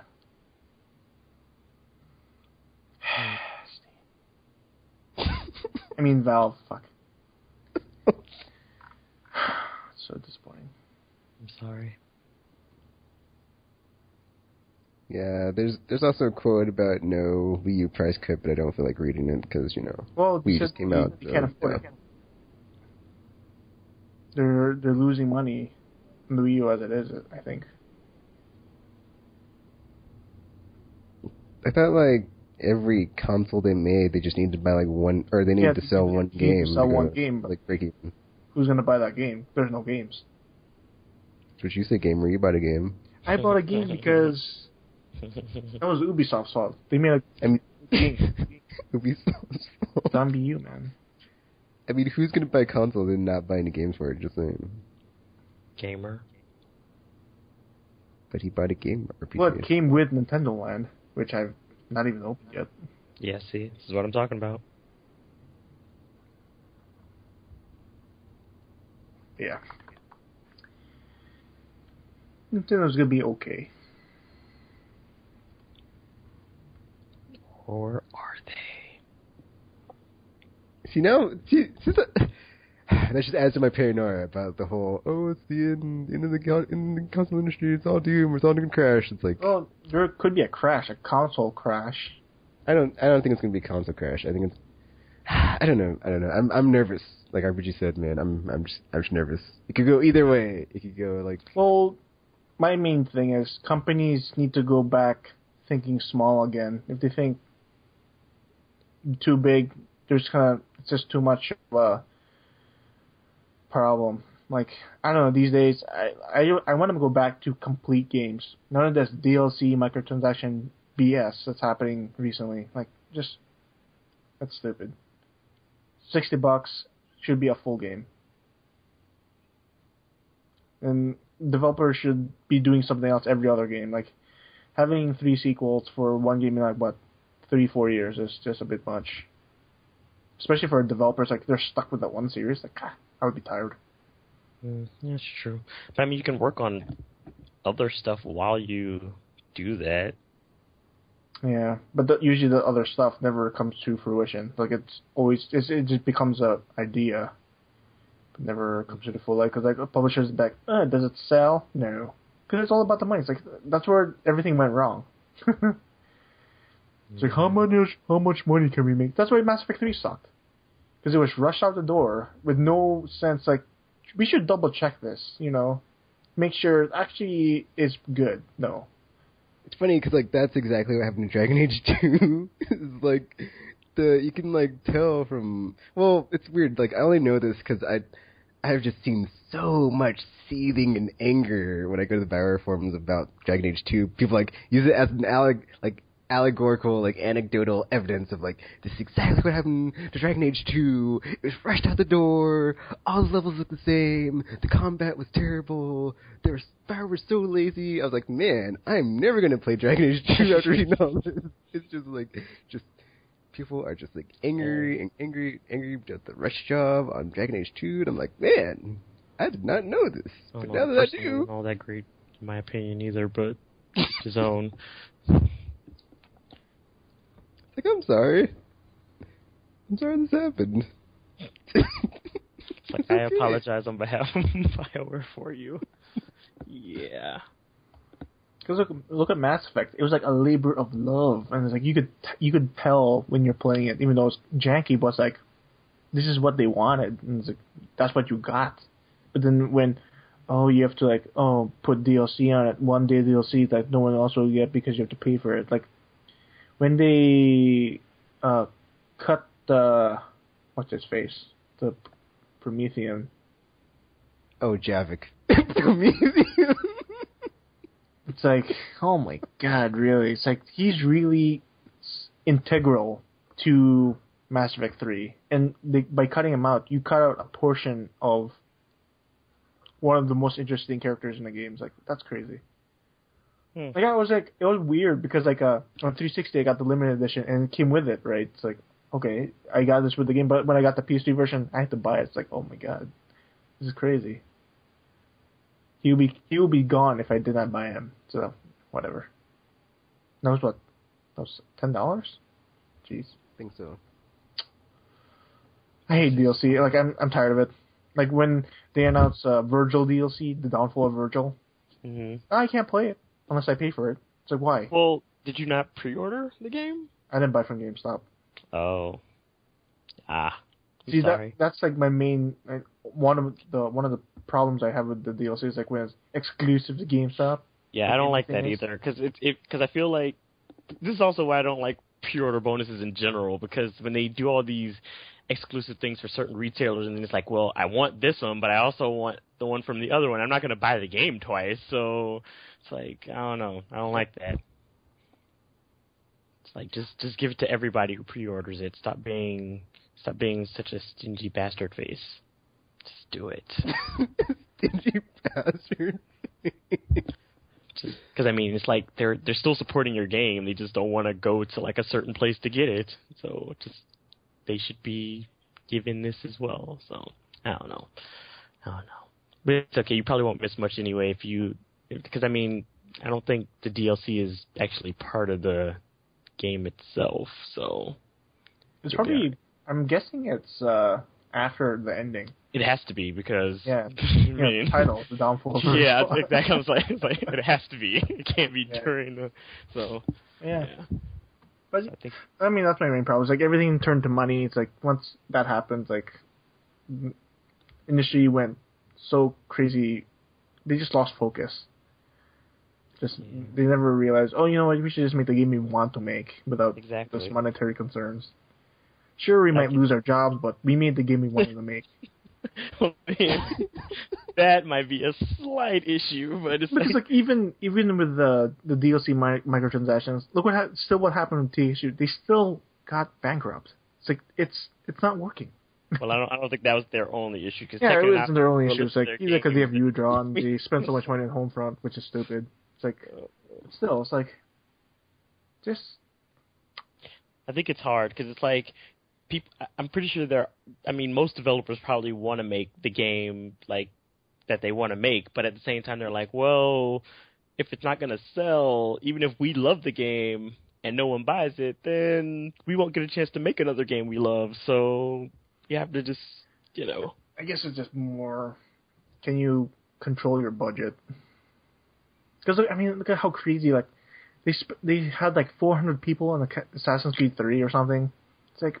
But they still made their money back because everyone knows that brand. Like, I wish most studios would have that success. I don't know.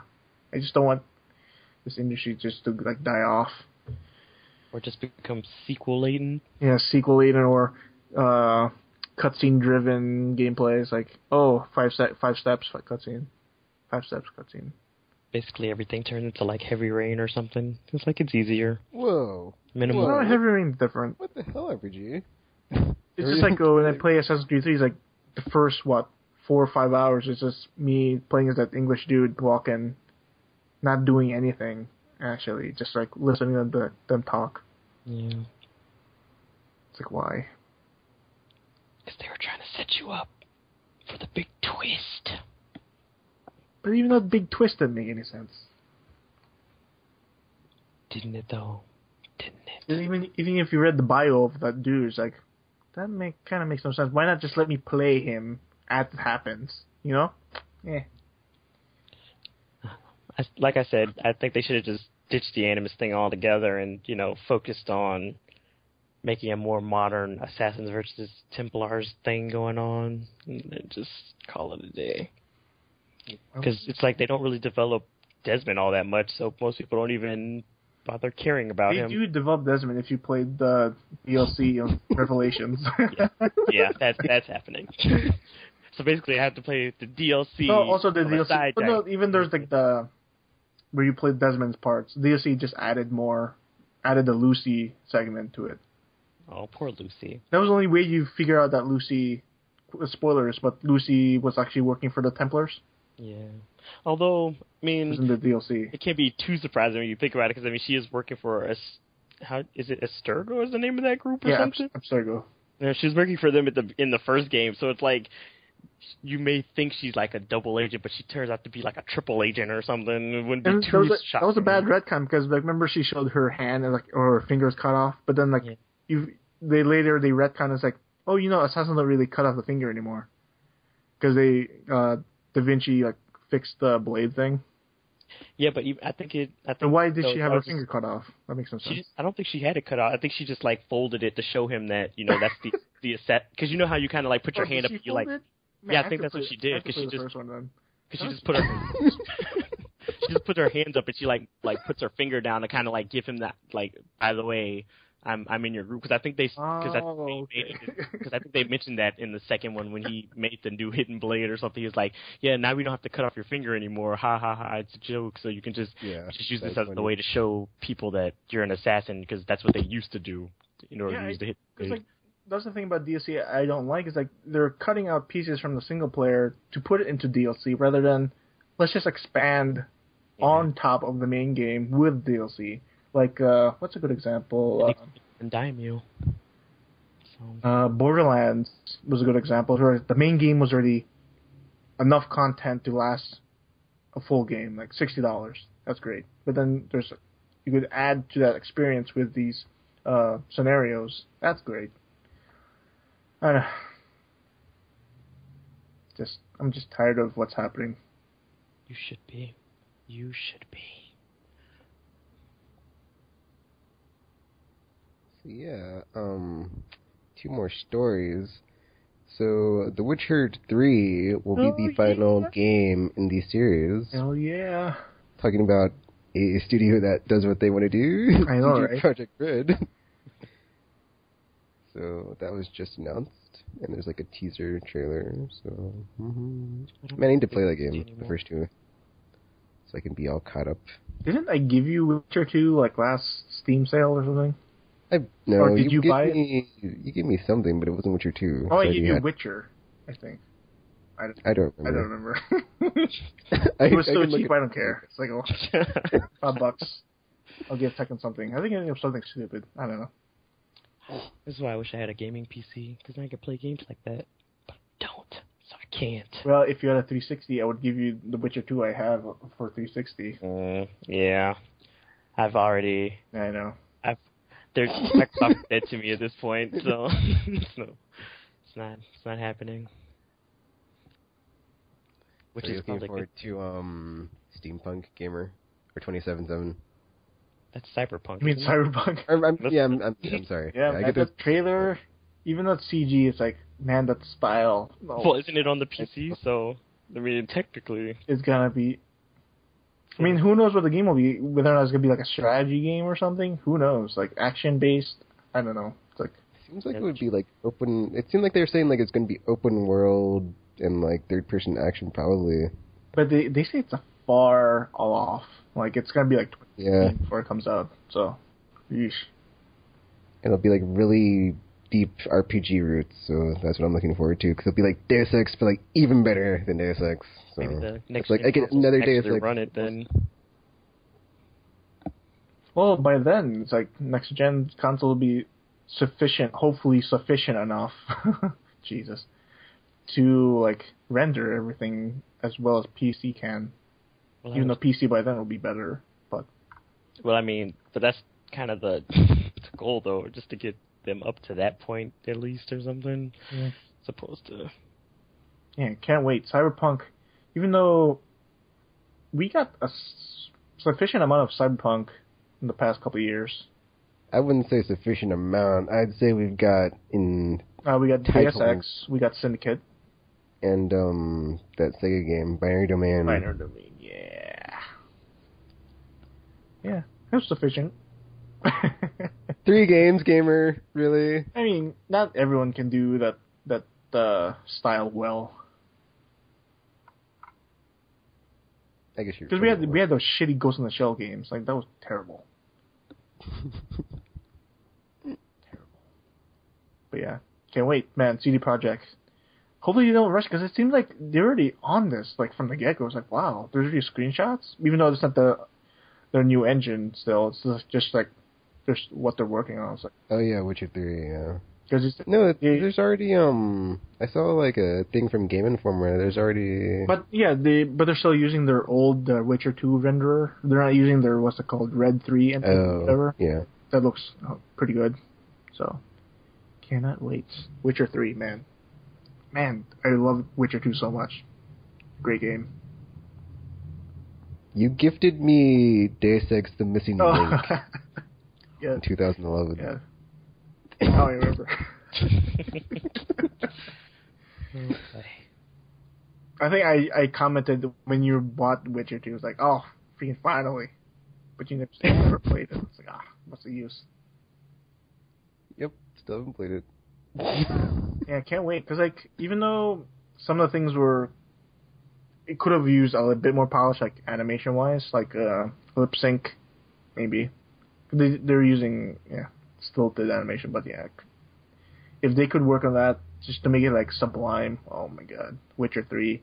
It's gonna be amazing. It's gonna be, oh man, the story is focused on the Wild Hunt, too. It's like, oh my god. It's great. Can't wait. Yeah, gamer, you also gifted me Mass Effect 2 on Steam. Why? I have no idea. Maybe it was like $2 or something. He just got bored. He's like, I'm gonna just give out stuff. Have things. Oh, so what's the last bit of news? Last bit of news is that the Ouya is coming out in June. So everybody says, oh, there's no games in June, blah, blah, blah, blah, blah. Well, guess what? There's going to be a brand new console and games for it in June. So have a happy summer enjoying your Ouya under your, well, I guess you can't say Christmas tree, your summer pool of... I'm not sure it's a good idea to put an sadness. electronic device under a pool. I didn't mean, like, water pool, but, like, this pool of sadness because there's no games. Because, you slide down your Wii slide and you're like, wee! But then you fall into the Wii pool of sadness because you're like, oh, there's no games. What to play. Oh, there's an Ouya. Well, I'm going to go to the store and check that out. Maybe that'll let me play computer games as a console. Then I can play The Witcher on that. See? Problem solved. If it runs on Linux, maybe. Oh. Then there's that. But you Maybe could probably I could just get a Steam box or something. That would then. probably not be a good idea. So. But yeah, Ouya. Can't wait. Even though, $100 $100 for the console and $50 for the controller. It's like, what? Oh, they're selling it separately? It's not bad. That's half the price of the console and the controller. Gamer, that's $150. $150 for a console and controller. Seriously? It's a good thing. It's a good thing I kickstarted it. It's like, I'm just gonna get it for $100 for everything. So. Ooh, that's like the price I pay for my Dreamcast. Like, I cannot complain about this price at all. That's like, I cannot wait to check this out in the summer. It's gonna be worth checking out. It's like, I think Trap. Oh, I guess that's the thing. Too, so, or did he get one? Did he get a dev? Yeah, he kickstarted it. He kickstarted it as well. Wait, did he get the dev version? He should have gotten it by now. Then I don't know which version he got. But yeah, I just bought it just to see what's gonna be on it. Honestly. But then there's this Game Stick thing that's coming out too. It's like, there's quite a few things apparently supposed to be coming out in lieu because there's like that Project Shield thing, the Steam box, the Project Shield is kind of weird. Stick. It's a streaming device, isn't it? It streams for your PC to play PC games. It's not. No. I think The Shield isn't just a stream. It can play on its own on the screen, on the handheld screen. Okay. But it can also you can, stream, which is stream it weird. Oh, it also, okay. But, man, the price of that's going to be freaking expensive. Probably. Yeah. It's going to be up there. But there's so much to choose from. You can't buy it all. Well, you could, but it's like whether or not you want to. It's the real question. I'm just, like, thinking, would I want phone games on that Ouya thing? Because, like, I'm playing Mass Effect Infiltrator. Like, it's okay, but it's not really a Mass Effect game quality. You know what I mean? Mm. It's mobile quality. Even though they have some cool-looking games on that, and on iOS or Android devices. Well, to me, it's like two things. It's like you said, there's like some interesting games, and they're all cheap. So it's like I can just like, since they're so cheap, it's like it's not where it's like a $60 game where it's like, oh, I'm so afraid to buy this game. It's like I'll just like whatever. I'm gonna play Super Mega Worm or Give Dev Story. And be like, oh, here's $5. Let me check this out. And be like, oh, that was interesting. But then like the other side of the spectrum is like I'm pretty sure I will not play those games for very long before I get bored with them. I'll be like, it'll just like sour my experience, and I'll be like, yeah, why did I even buy this thing for? But this is only $150, so whatever. Not that bad. It's not like it was $599 US dollars. So. But wait, so they are selling. So you have to buy the console and the controller separately? It's not like a package deal thing? Yeah. Oh, that's weird. I mean, it's not bad because supposedly it's going to be a media streamer and all these things, so it could be a good box. Like, probably, hopefully you could get Netflix on it, maybe. So it's a good value if you're looking for a small box to fit next to your TV. Interesting. But yeah. Can't wait to, like, try it out. I think for Kickstarter, people, it's coming out the month before, so. Yeah, but that'll be the month I'll be playing Last of Us, so nope. Did you guys see the previews for that? Oh my nope, god. I stayed away. I saw coverage. Oh I was my like, god. I'm not watching that. It's gonna be utterly fantastic. I'm not clicking on any of this. I'm just going to wait for the game to come out and then put it in the red for that month on my little chart and be like, you know what? I was just too weak. Last of Us just looked too good, and all the other you can play because based on those previews, man, it looks kind of scary. And I know Tekken's not really should be interesting then. like, but if it has like a co-op partner I have to protect, like Eco or Walking Dead, I'll just be like, I have to protect this person the whole time, and I'll totally like take my mind off the scarediness. Until something jumps out and tries to eat your face. Like you did. I mean, there's one thing I should say. They have enemies that could one-hit kill you.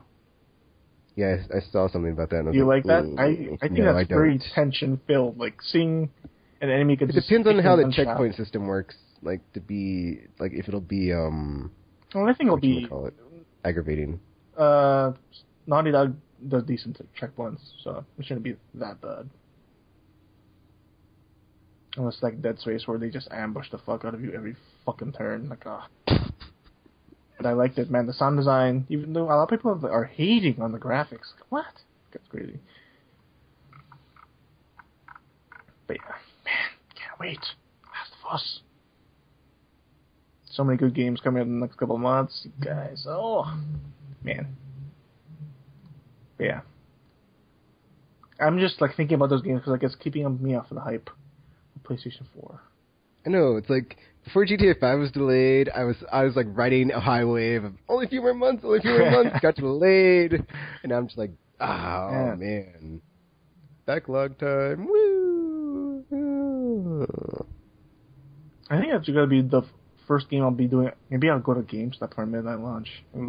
Because for some reason Best Buy around here doesn't do midnight launches anymore.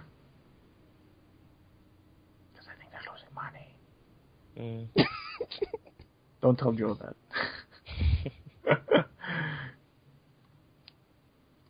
All I gotta say about that is karma. Yeah, that's all I gotta say. RPG knows what I'm talking about. That's all I gotta say. Yeah, 'cause Best Buy is horrible. Is that what we're talking about? Because I never liked them anyway. Cause... No, it's not. But go ahead and say that. Sorry. But yeah, well, everybody knows how I feel about Best Buy anyway, so it's not really a secret. But yeah. Alrighty. Well, so yeah. Guess that's it for this filler episode of Stuff and Stuff.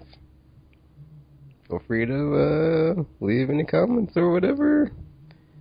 And I guess we'll sign off until next week. RPG Gamer. Yeah. Bye. Bye. Yeah, I'm streaming.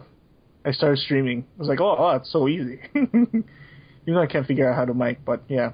If I'm ever streaming, it'll be on my Twitter. Twit. Tweet him in his Twitter. So yeah. Till next week. Sure. Feel free to check us out on Facebook, YouTube, wherever, whatever. And until next week, you can fight like a Krogan, run like a liver, but you never be better than Commander Shepard. And if the haters have a good game, like Optimus Prime, I may be just like Optimus Prime, I may be black on the outside, but I'm an Autobot on the inside. And until next week, I'm going to transform and roll out. And until then, we're now signing off. Just another quiet day.